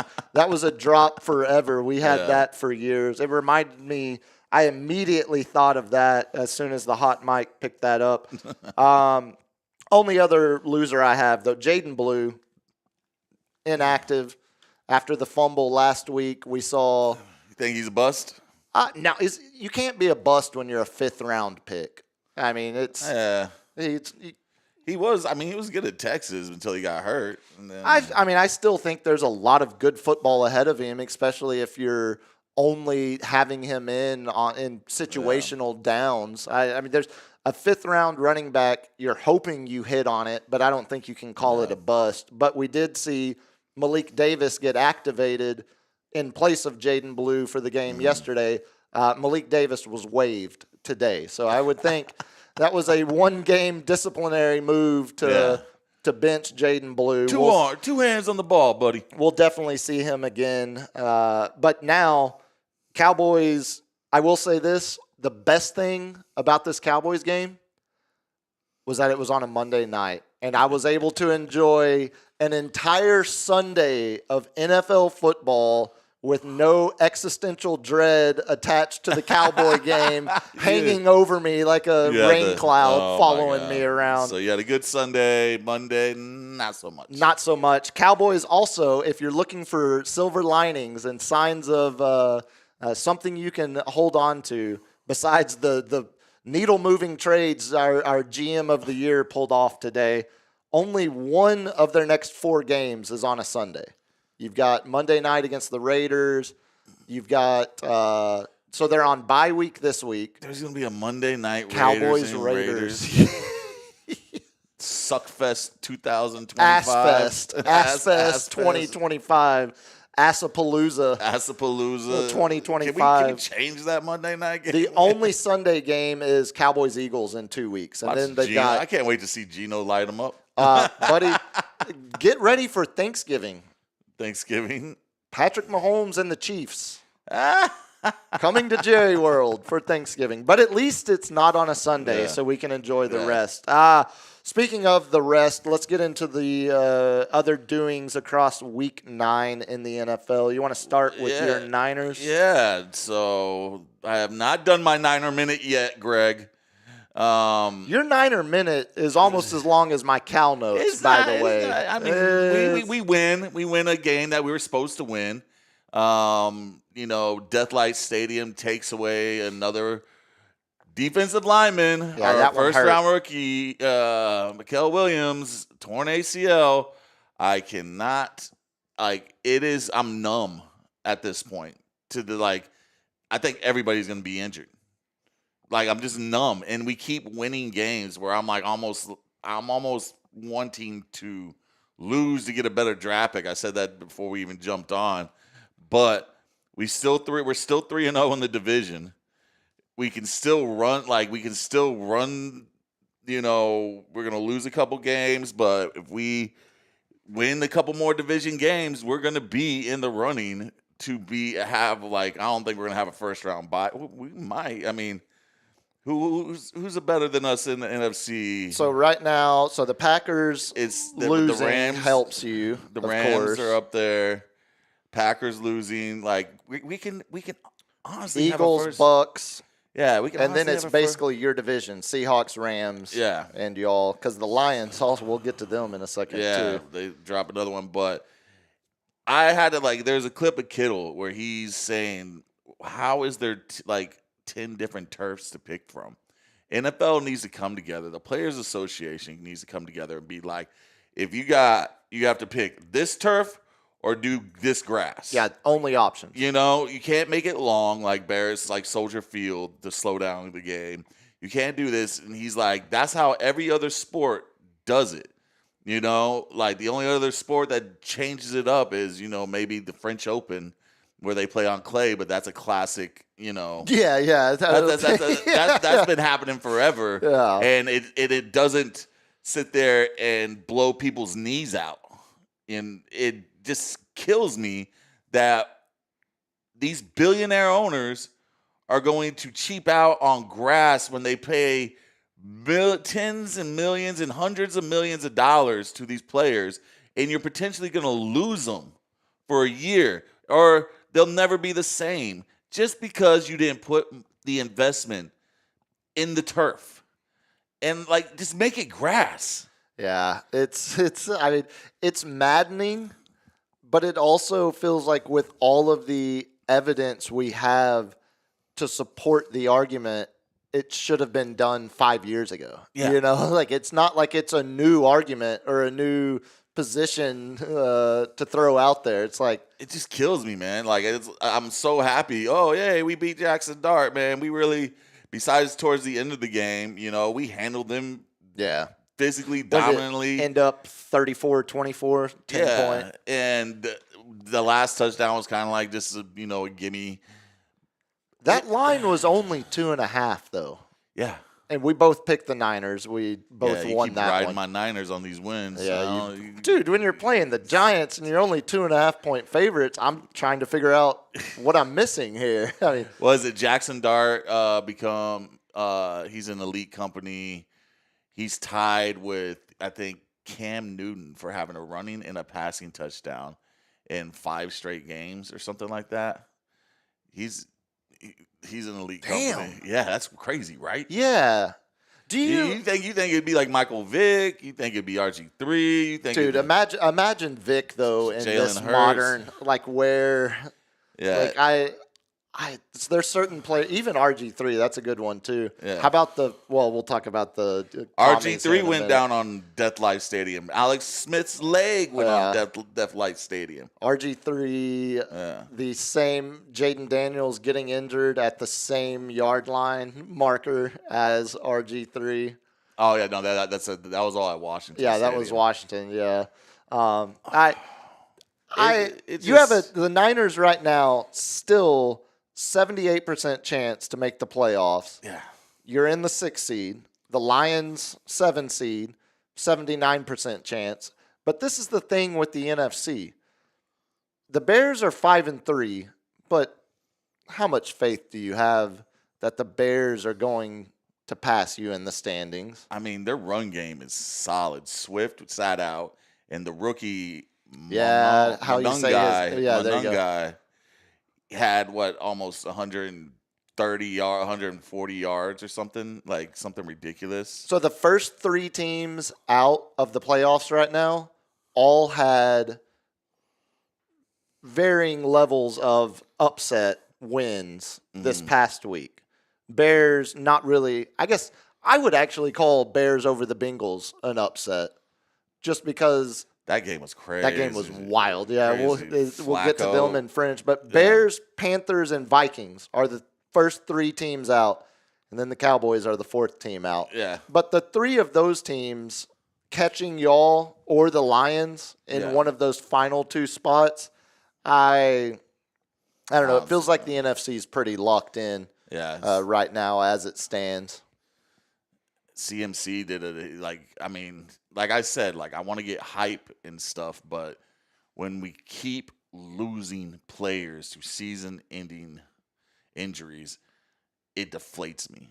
and I cannot stand it when we go into a stadium that we have had horrible injuries already there. That's where Nick Bosa tore an ACL. That's where Oh, that's right. I forgot. we had I think one of our linebackers back in there, like a Shakir or something, like had a horrible injury. That's why it was surprising y'all didn't make a move today. Because one, like you say, the word you use, deflating. Yeah. It's kind of like in baseball when you're right there in the hunt and then your front office doesn't make any moves at the deadline. There's a bit of a deflating feeling when you see, well, does the front office actually believe in us? We do have linemen coming back. That'll help. Like we do have linemen coming back.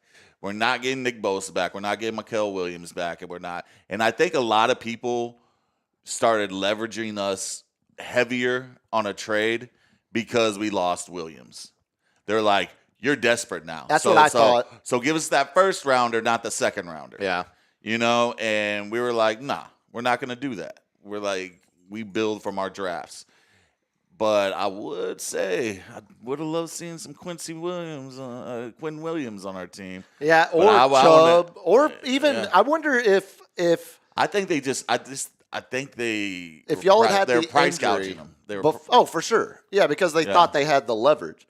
But with the easy schedule and the fact that we're 3-0 already in the conference, I think Shanahan is just like we'll ride this out, not mortgage any of our future. Exactly. Yeah, which I think you could argue is probably the right move. Mm-hmm. But I do wonder if the Mikael Williams injury had come down a week earlier, if y'all wouldn't have gotten involved in like the Jaden Phillips, like you would have made a move like that, like the Eagles did, giving up maybe not a first or second rounder, but a third or a fourth to get a guy that's better than one of these 7 or 6 round flyer guys, but not quite the impact of someone like Quinnen Williams. The guy that we got from New England, I forget his name because we only gave up a 6 rounder for him. 2 weeks ago? Yeah, had an immediate impact. I think he had a sack and a half. And so it's like I think we got that guy. We're going to get some of our interior rookies that we drafted in the second round, in the first round. We're going to get those guys back. Then we're going to get Huff back. And then, so we're going to get healthier, and that's what I think they looked at. Sure. What I loved, I wanted to know, I wish they could make it public what was offered.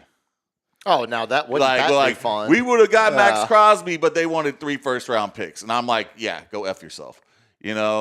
Oh, 3. No, I'm kidding. Because we were already in cap room hell. Yeah. We've already spent so much money. But do you have $64 million tied up between 3 interior defensive linemen? Because I think that is probably more cap hell than having space available, because that's just stupid. I mean, Kenny Clark, you're now going to have to But the one takeaway I will put up, renegotiate. Speaking of cornerbacks, DeAndre Lenore, we got to start putting him up there in the top 3. His PFF rating and his stats, he's number 1 in a lot of categories. Yeah, he's a stud. Yeah, he is a top 3 shutdown corner, like a Sauce Gardner. They got traded to Indy, so start believing in them again. That's a lot of capital. Yeah, I know. For Sauce. I love Sauce. Yeah. And especially you've got him signed to the long-term deal. The Jets locked him into it, so the Colts don't have to negotiate or any of. They've got him now for 4 years after this. Yeah. But if the Micah Parsons trade was an underpay, I think that tells me the Sauce Gardner trade is an overpay, because I don't think Micah and Sauce are on the same level of compensation if you're talking about them being available in a trade. I think they saw what they lacked. Yeah, it's a great move. It was like they did not have that shutdown corner, and they are in there competing with C.J. Stroud, who was going on a, did they win this week or were they on bye? Which one? Colts? No, the Houston. They lost a squeaker to Denver. That's right. Yeah. That one's Denver. He's starting to catch his stride again. Well, He's only going to get paces. Yeah. Let's burn through the rest of the league here. Yeah. We Both went 3-2 in our picks. We'll burn through those first. I picked Dallas. You picked Cardinals. Took that one. Both took the Niners. I took Bills. You took the Chiefs. I won that one. I took Steelers. You're riding. If only they had Sauce Gardner. Oh, Indiana Jones, man. Steelers over the Colts. And I'll tell you, Pitt. Vikings. The last one you had right. I took the Dan Campbells and Vikings beat the Lions. I figured the defense on that one was going to be like Vikings have a top 5 defense. Yeah, you know, just like they did last year. And I keep saying, JJ showed out. JJ showed out. Might be back in at least a disruptive position because again, the Vikings are sitting last in the NFC North right now, which sounds like 4-4. 4-4. Yeah. We'll start with that. Vikings beat the Lions 27-24. I didn't have to worry about covering an 8.5 point spread like the Lions were favored. What the hell was I thinking? Give me the points, man. Every time I picked Dan Campbell, they've lost. Every time I picked against them, they've won. So I take that for what it's worth. Oh, buddy. If you want to follow a trend. Vikings now still last in the division, but 4-4. They can sneak up there. Vikings are way more scary than the Bears are, in my opinion. What is it? 5-4. The Lions 5-3. Lion 5-3. Yep. Yeah. Tied with the Bears record-wise, but own the tiebreaker. The biggest shock of the day, LG. We have video for this one. The Panthers almost blew it because of Rico Dowdle's celebration. I was going to save this for lightning round. Okay, I had the clip. So go ahead. Go ahead. Panthers end up beating the Packers 16-13, but this was why the Panthers were stuck at 13 and needed a game-winning field goal. Difference between the two penalties. It's about a yard difference in this area of the field. So great. Now it's Dowdle right back into the game. Third and leg right Greg. back into the end zone. His second of the day. And the Panthers extend the lead. Two pumps.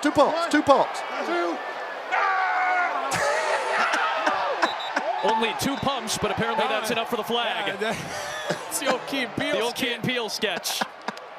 It was 2 pumps. Greg, It third was 2 leg, pumps. loves it. Oh, and let's not forget that those helmets look like nut sacks. Please don't ever wear them again. Awful. Yeah. Which is worse, the Steelers 1928 throwbacks they wore last week, Oh God. or those? Those. Just the helmet alone because I'm looking at the helmet the most. Also, what's his name? Dobbs. Dobbs, yeah. Yeah, he had a The smaller Guardian nut sack cat. on his head. Yeah. He looked like Randy. Oh, He looked like God. Randy with the wheelbarrow. Whoever decided that was a good idea, get It's not fired. good. Get fired. Just You know? wear leather helmets because that would be better than wearing those. That was an awful look. But all jokes aside, So Rico Panthers, Dowdle after the game, from my understanding and everything I've learned, we go over stuff like this every week in the meeting room. I definitely thought you were supposed to get 2 pumps. Hopefully, I don't get fined. no, he's going to get fined. In the same way, it was the Cowboys offensive lineman. Did the rest know about the 3 Key and Peele joke, or are they just like, oh, that was sexual? So I think it's interesting because 3 weeks ago, the Cowboys offensive lineman Nate Thomas did this. You remember? And we had the footage of it from the all 22s. That's the first time I had seen it. Completely where everybody was involved in it. And Right. whatnot. Like the Rico, it feels like if you're doing it maybe off off to the side, you're fine. But to do it all choreographed with where he's. It was 2 pumps. And there's literally looking it was 2 pumps. 1, 2, we're good. That's But it. here's the thing, man. It's what was it when Dave Chappelle said they're letting the Yin Yang twins say skeet, skeet, skeet on the radio. Yeah, it's again, It's do they know what they're that might have just broke our FCC. Yeah. Did they change it when they figured it out? But it's the same thing with the CD Lamb, the old sniff. yeah. And I'm Yeah. like, you know what that's from? It's from an old movie called Kids. Yeah. And you're smelling vulva. Good Lord. I'm not even going to say the quote now because It still makes me feel icky. There it is. Butterscotch. Harmy Carmine. And I'm like, everybody was classic. doing it. Everybody was doing it. And it's like, you're basically saying you Yep. to the other teams. Yep. And Yep. And it smells good. Well, it smells like butterscotch Smells like candy. butterscotch. That's right. Yeah. Panthers 5-4 Yeah. with wins over Sneaky. very sneaky. Like, oh man, I got to start Rico Dowdle. Who do you trust more, the Panthers or the Vikings? Still the Vikings, right? Division wise, I almost think I want to go with Panthers Because of who they're because they're not having to go up against the NFC North. Exactly. That's fair. Yeah. Well, that's why. That's why I. And their defense is they shut down the Packers nutsacks. So if you I Is that that is not the hospital. When you walk into a hospital, sir, they refer to The that scrotum as a helmets. scrotum. There The we go. scrotum helmets. Scrot helmets is way Well, better. gee golly willikers, man. Thank you, know? Flanders. I'm gonna start learning some 50 slang. I think the Panthers might be the they're team. the bee's knees. Hey, those boys from Carolina. That boys from Carolina, they got. Traveling up to take on the bee's knees Chicago Bears. But nah, I think Rico, man, he is RB1 material right now. I think from a Niners perspective or a Lions perspective at that, the Lions sitting in the last playoff spot, Yeah.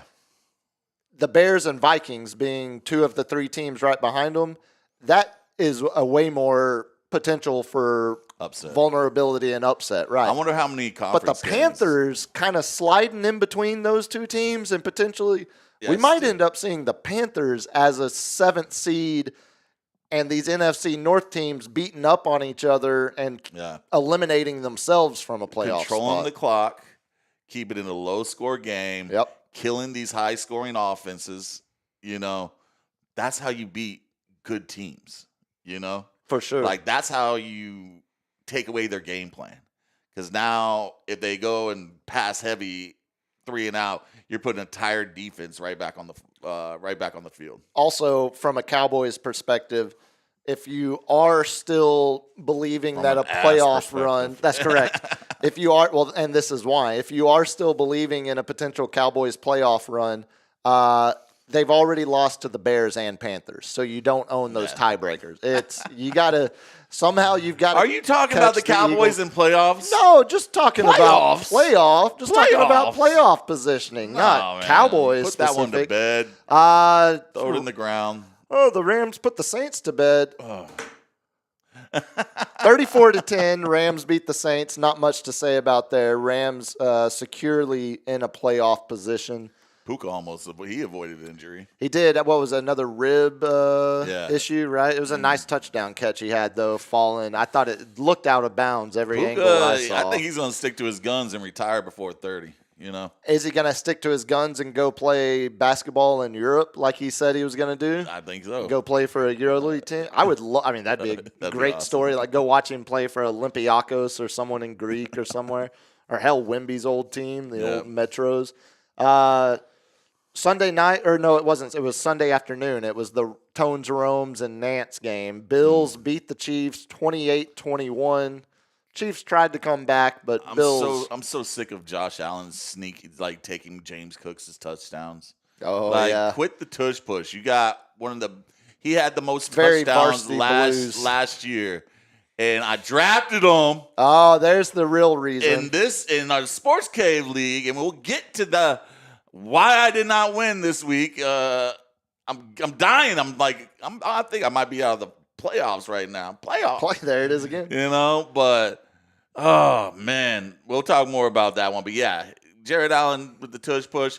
Let's get rid of it, please. Well, this is what the Bills do. They beat the Chiefs in the regular season, and they lose to them in the playoffs. Yeah. I mean, I don't think maybe they need to not piss them off. I was about to say the amount of times that they beat the amount of times they beat the Chiefs in the regular season has no bearing whatsoever on what happens in the postseason. I mean, watching that game Sunday afternoon, I still would pick the Chiefs in a playoff game.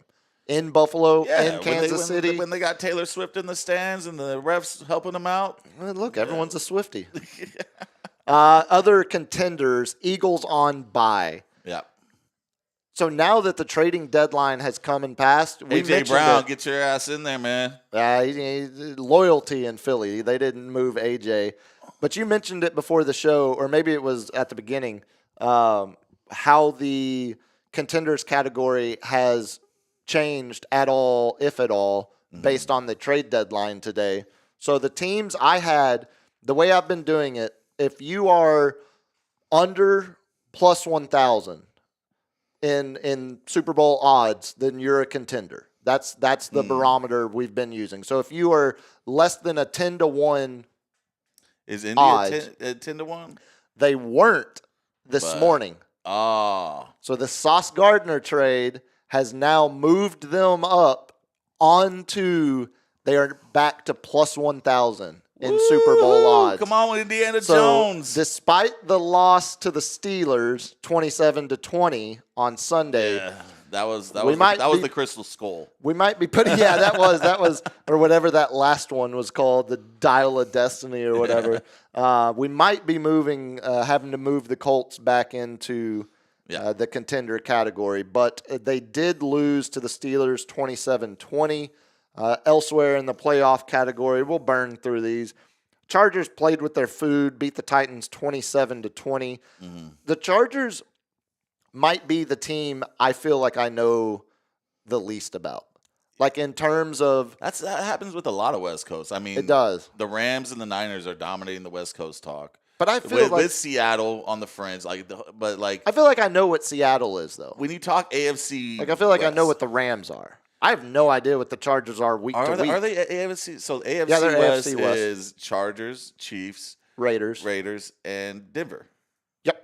Yeah, so I mean, they're the least talked about. Like the fan base, that's what killed the Chargers from staying in San Diego, one of the most beautiful cities in the world, is because no one showed up to their games. Yeah. I went to a Denver so slept on. Chargers game before they moved to LA, and it was 75% Denver fans, but Herbert is just too good.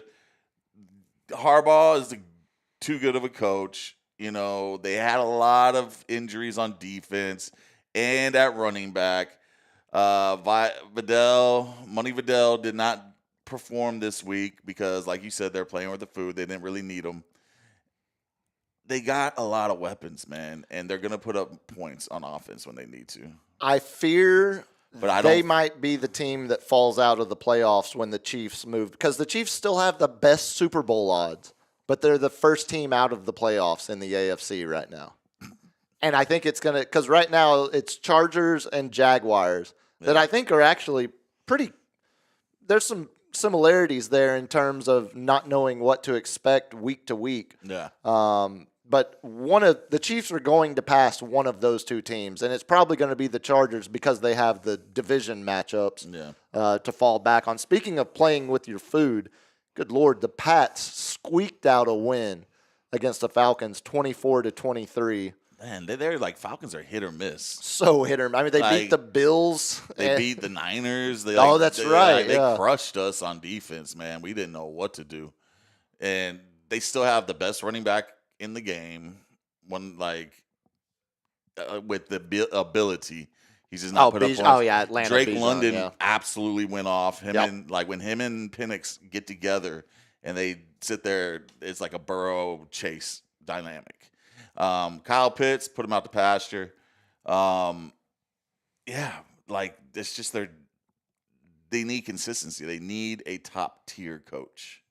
Yeah, and they're still I feel kind of like they're in the same boat as the Cardinals almost, where there are pieces that you really like, and when they are firing in unison, they can beat damn near anybody in the league. Yeah. Or at least play them like they did the Pats, where it's a 1 possession, 1 point game, but still not anywhere close to getting really into. I wouldn't even put them in the fringe category right now, probably, but depending on who they play. Broncos, we mentioned. Broncos get a game-winning field goal, beat the Texans 18-15. Mm-hmm. It feels like they're starting to unleash R.J. Harvey a little bit more. Yeah, and that was seemingly expected to be a big weapon for them, a big part of their offense that is now starting to show signs of life. To me, this game, two of the best defenses, if not the best two defenses in the league going up against each other. The total points for this game was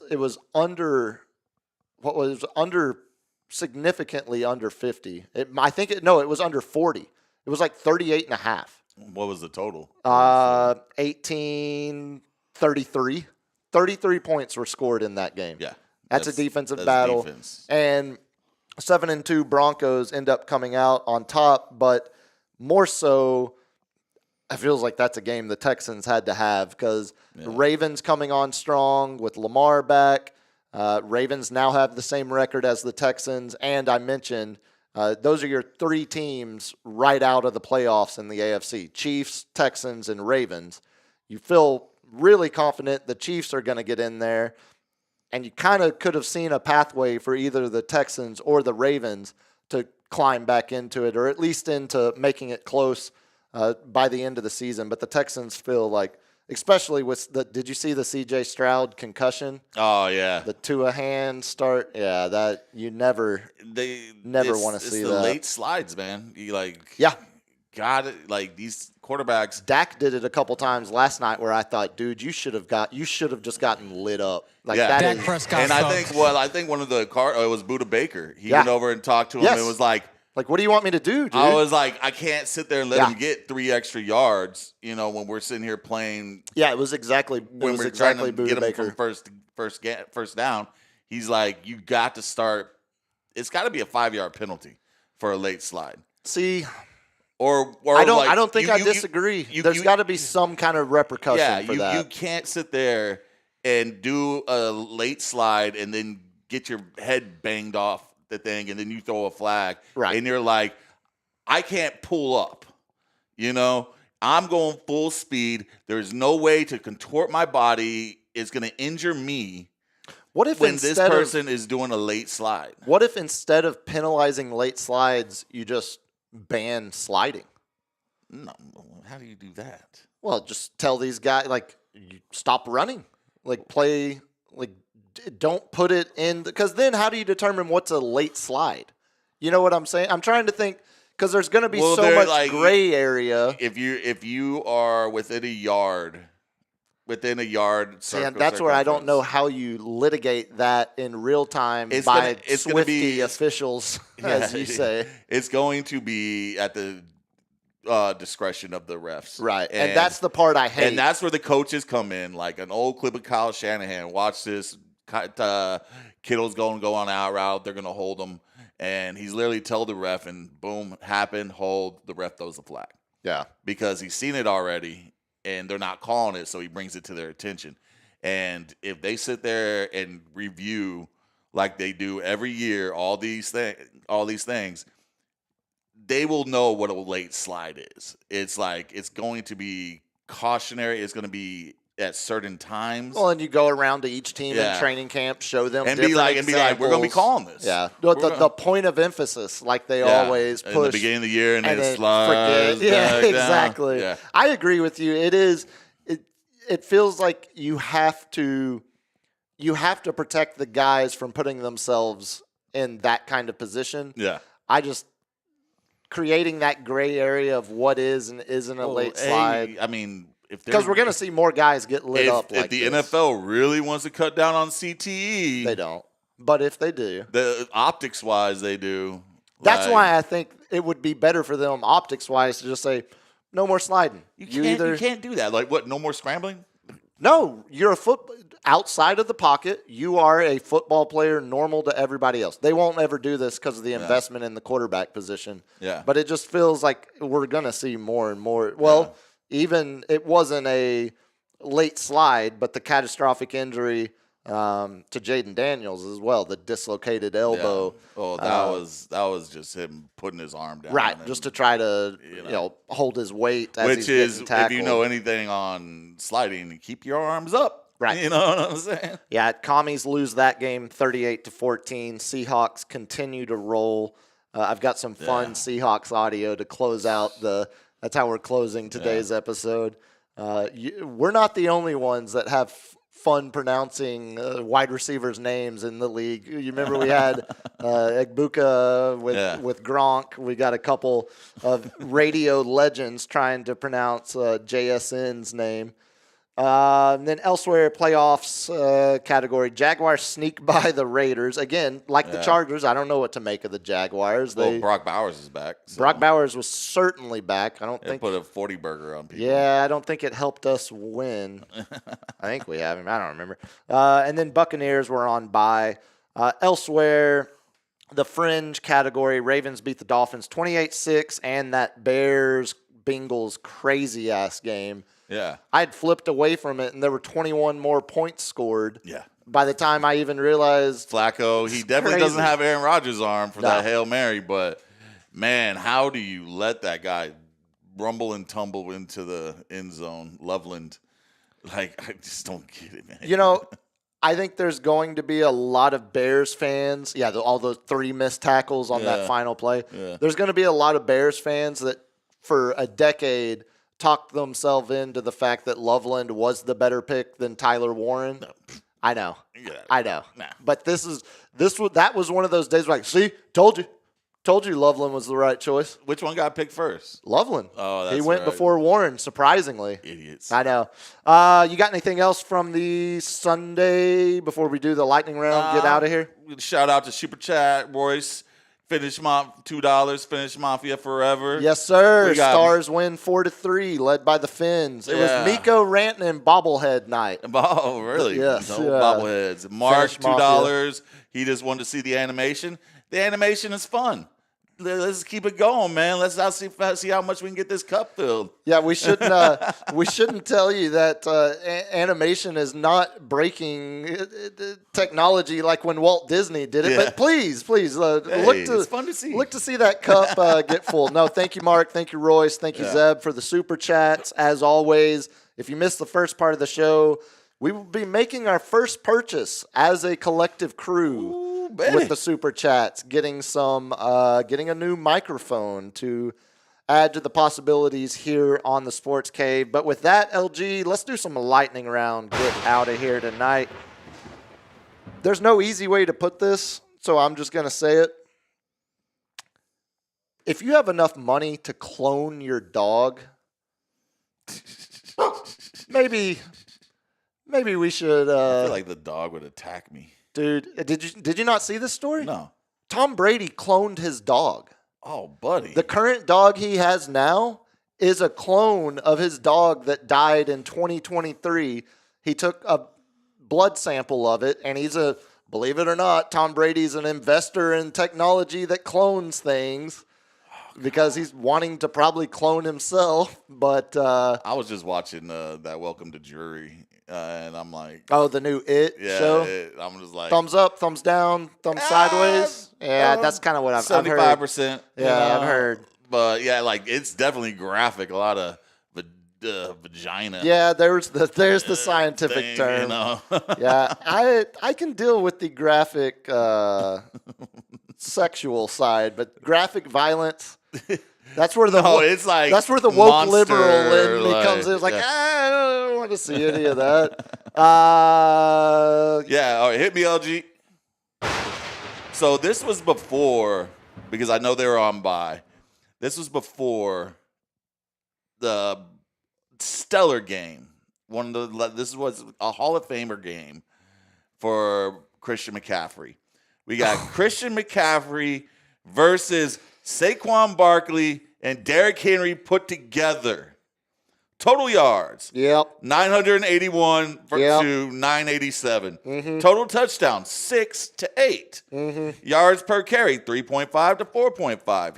Catches, 53 to 25. Fumbles, 1 to 3. Are all 3 of those probably Derrick Henry? Like is I Saquon think even in Saquon here? got one. He got one. Yeah. Look, it is. I will give you And this. just think about what he put up this week. The McCaffrey numbers are fun, but the bigger story to me is how down Saquon's not even on pace for 1,000 yards. No. In a 17-game season now. They just have the worst Super Bowl slumps, you know. It does. The last Super Bowl they won, they fired their head coach, didn't they? Like right after, like a year and a half after, yeah. But I still, if we go back and listen to the episode where we were reviewing or predicting division outcomes, yeah, I don't think it was necessarily talked about enough that the Eagles replaced their entire coaching staff. Yeah. Except for Sirianni. Like new coordinators, new offensive coordinator, new defensive coordinator, I believe new special teams guy. Like it's a whole new underling staff under Sirianni. I do think that in NFL, when the margins are so small, there is a lot of towards success being driven by continuity among your coaching staff. Yeah. Hit me, LG. I know you will appreciate this number. $31.5 million. Oh, what's that? The peak viewership during Game 7 of that World Series. Oh. Saturday night, 31 Did it break any records, and a half. Or? It's the most since 2017. Wow. So not records, but the most in almost a decade. And of course, immediately people were like, "Well, what Game 7 of that NBA Finals do last year?" Well, Game 7 of the baseball averaged 25.9 million. Game 7 of the NBA Finals last year, 16.4 million. But we all knew Halliburton was out. Yeah, it would have been higher if Halliburton had been if he hadn't been injured. Baseball is still America's baseball team. Is awesome. Numbers. That's why anytime someone starts to decry the death of baseball, look at the regional viewership. Look at how many sports are giving out $400, $700 million contracts. Yeah. Baseball's just fine. Yeah. Baseball's just fine. Because they get to play 80 plus games at home. So the stadiums are making money hands over fist. That's right. You know? So hit me, LG. We have the Sports Cave Fantasy Football Live update from Week 9. Well, the captain was creaming up to Dickershaw until Lamb decided to drop that ball. I got beat by 133 to 123. I was down by 70 points with 3 players: Trey McBride, Sam Darnold, and CeeDee Lamb. Is this officially a losing streak now? No, it is losing. I'm 4-5, man. Oh. Like I'm struggling, and it's not because of the lack of points. I'm like one of the top leader in points. I'm just playing everybody's best game, which happens in fantasy football. Let me just get that out of the way. James Gang lost to King Henry Hamptons 95-90, another squeaker. Wildcard drops another one to Papaya FC with a dominant performance, 160 over 95. Here, hold on. I'm having to send in my 6-digit verification code because I haven't signed into the Yahoo website in weeks. Team Momentumers gathers some momentum and kills the Chairman Meows. Hey, that's back-to-back. Oh, wait, that's me. Yeah, the Pussies lost 132 to 120. Eli Zuber still bringing up the back, losing to the AI Overlords 103 to 95. What the hell, Zeb? Was this payback because I didn't get your text about parking at the house? And Adolph Aller-Busch decided to do nasty things to Tulsa State Fair, 113 to 78. Oh, poor Tulsa. This is where we get into crunch time, ladies. How many teams make the playoffs? 6. Out of our 12. Yeah, first 2 bye. And right now, there are 3 teams that are 6-3. There are 3 teams that are 5-4, and there are 4 teams that are 4-5. So what is that? 10 out of the 12 are all within 2 games of each other? We're all striking distance. Yeah. I mean, I'm 2 games. Like this one, the Baker Mayfield scoring 1 point, like you can just CeeDee Lamb not being in there for the record, 4 games. The team that scored the most total points. Yeah. It's D'Brickashaw. No, it's No. Oh, it is Cherry. Yeah, you guys got Jamar Chase. But we've had and you have Jonathan Taylor. Jonathan Taylor was the good pickup. That was a great That was pickup. the good pickup. That was the great one. Uh-oh. It's fine. You don't need to see me. You don't need to. Just throw it on Cap. I'll do one more and we'll get out of here. Oh, man. All right, hit him. One, college basketball's back. Yep. Watched some of that last night. Absolutely spectacular. Oh, did you lose it now too? Okay. Spectacular. Two. Yeah, I look very interested. Live Golf switching to 72 holes finally. Although Live is called Live because that's the Roman numeral for 54, which is how many holes they used to play. So there's no consistency, but why not? It's Saudi golf. I'm going to need this just as a GIF. Yeah, there we go, as a reaction GIF. And now, on a lighter note, we did have a fairly significant death here in the city. It's a name that's not going to jump out or mean anything. This is even better that you're doing just a reaction video so that I don't have to be on camera as I'm talking about it. When we first started doing working for the PR firm here in town, most of our clients were Riverwalk restaurants, but local, like Bohannon's, the steakhouse, Battalion when they opened, Maverick in Southtown when they opened. But the one that was kind of I wouldn't say above the rest of them, but the one that you could tell had generational impact on the city's culinary scene. Like Bohannon's is probably the closest to it, but Biga on the Banks and Chef Bruce and Perny, when we met all of them, that was like it was like meeting culinary royalty here, and like the amount, like I've been there a couple times. Great, I mean, spectacular presentation, atmosphere, and food. You've got it's Riverwalk dining for locals. Yeah, it's actually good. It's not tourist food. It's actually high quality, well thought out, well developed.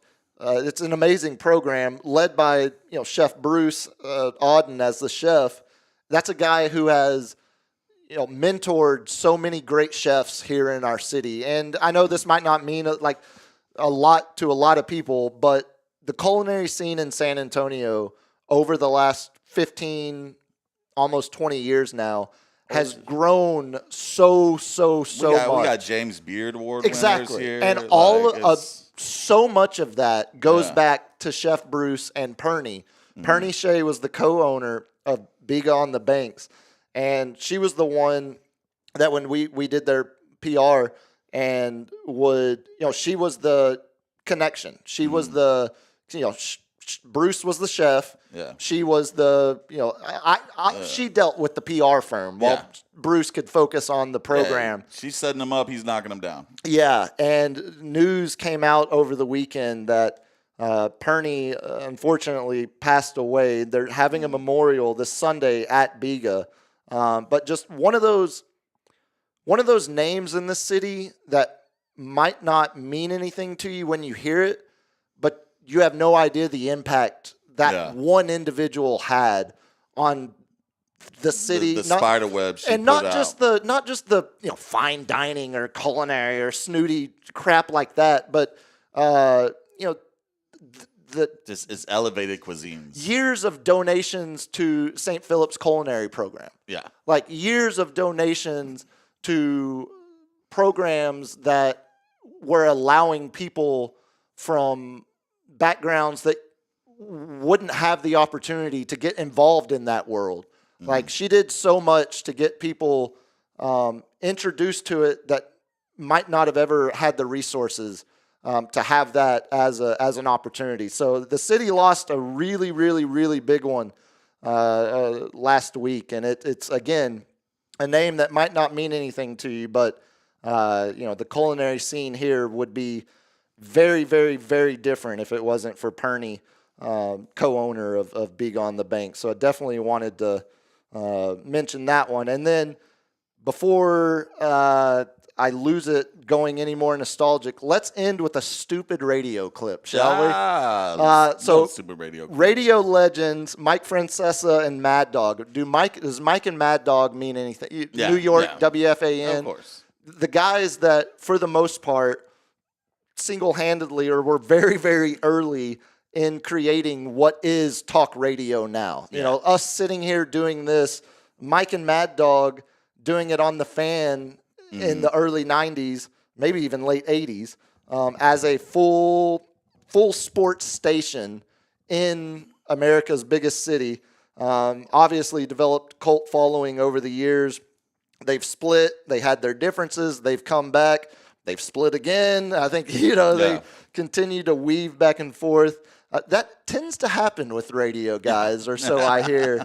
But both of them share a trait, and that's never being able to properly announce guys' names. And one of the ones this year that has tripped up a lot of people is Rockwall, DFW's own Jackson Smith and Jigba. Jigba, yeah. Tell me which one of these two you think is closer, because they're both so bad, I don't even know who to say did it better. Sam's having a really good year. Thank you. 12 touchdowns, 4 intercepts.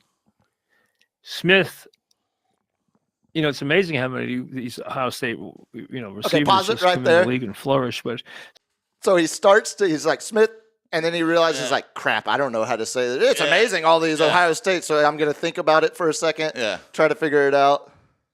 Smith, Nijba, however you say it. However you say it. The Seahawks blocked a 48-yard field goal with 4 minutes left, which would have put the Pats up 6. That was a big play in this game. Smith played well, and his receivers, Metcalf caught 10, Jackson Smith, Nagujuba, the kid from Ohio State, he caught 12 more. And the Seattle team is 2-0. They get Miami next week without Tua, so they got a good chance. I think Francesa did it better than Mad Dog there, Mad Dog, but just know that was a couple years ago too. Yeah, so. No, that's been awful announcing has been holding on to that. He is becoming a top 5 receiver, man. He's a stud. That kid's a stud. He's like Francesa said, he's Ohio State wide receivers. Ohio State and LSU wide receivers Smith always bank on them. And Juba. Well, continue mispronouncing Emirates Cup. So, and do it with pride. That'll do it for us tonight, though. I am back in hosting for Andy tomorrow while he's traveling to South Florida. Yeah. Pray for me. We're doing 4 to 7 over on Ticket 760. Come hop in with us there. And then all of us 3 back in the room Thursday night. Have a full week of shows, so looking forward to it. Fun week, long week. Cap, tell the people how to get a hold of you. The Captain's Chair 210 on Twitter and Instagram. You can find me on X at Biggest Puma, Instagram biggest.puma. LG, when's the next stream? I know you got a Spurs game Friday night. Possibly tomorrow. Well, possibly look for that to come down the line. Tomorrow, listen to me on Ticket tomorrow, 4 to 7. And then join us back here Thursday night. Guys, I appreciate all of y'all riding along, the super chats. Yes. I can't wait to show off the new mics, but till then, y'all be good. Thanks. Peace.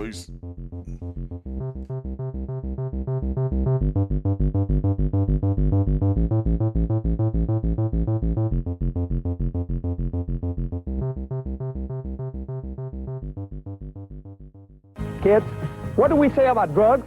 Only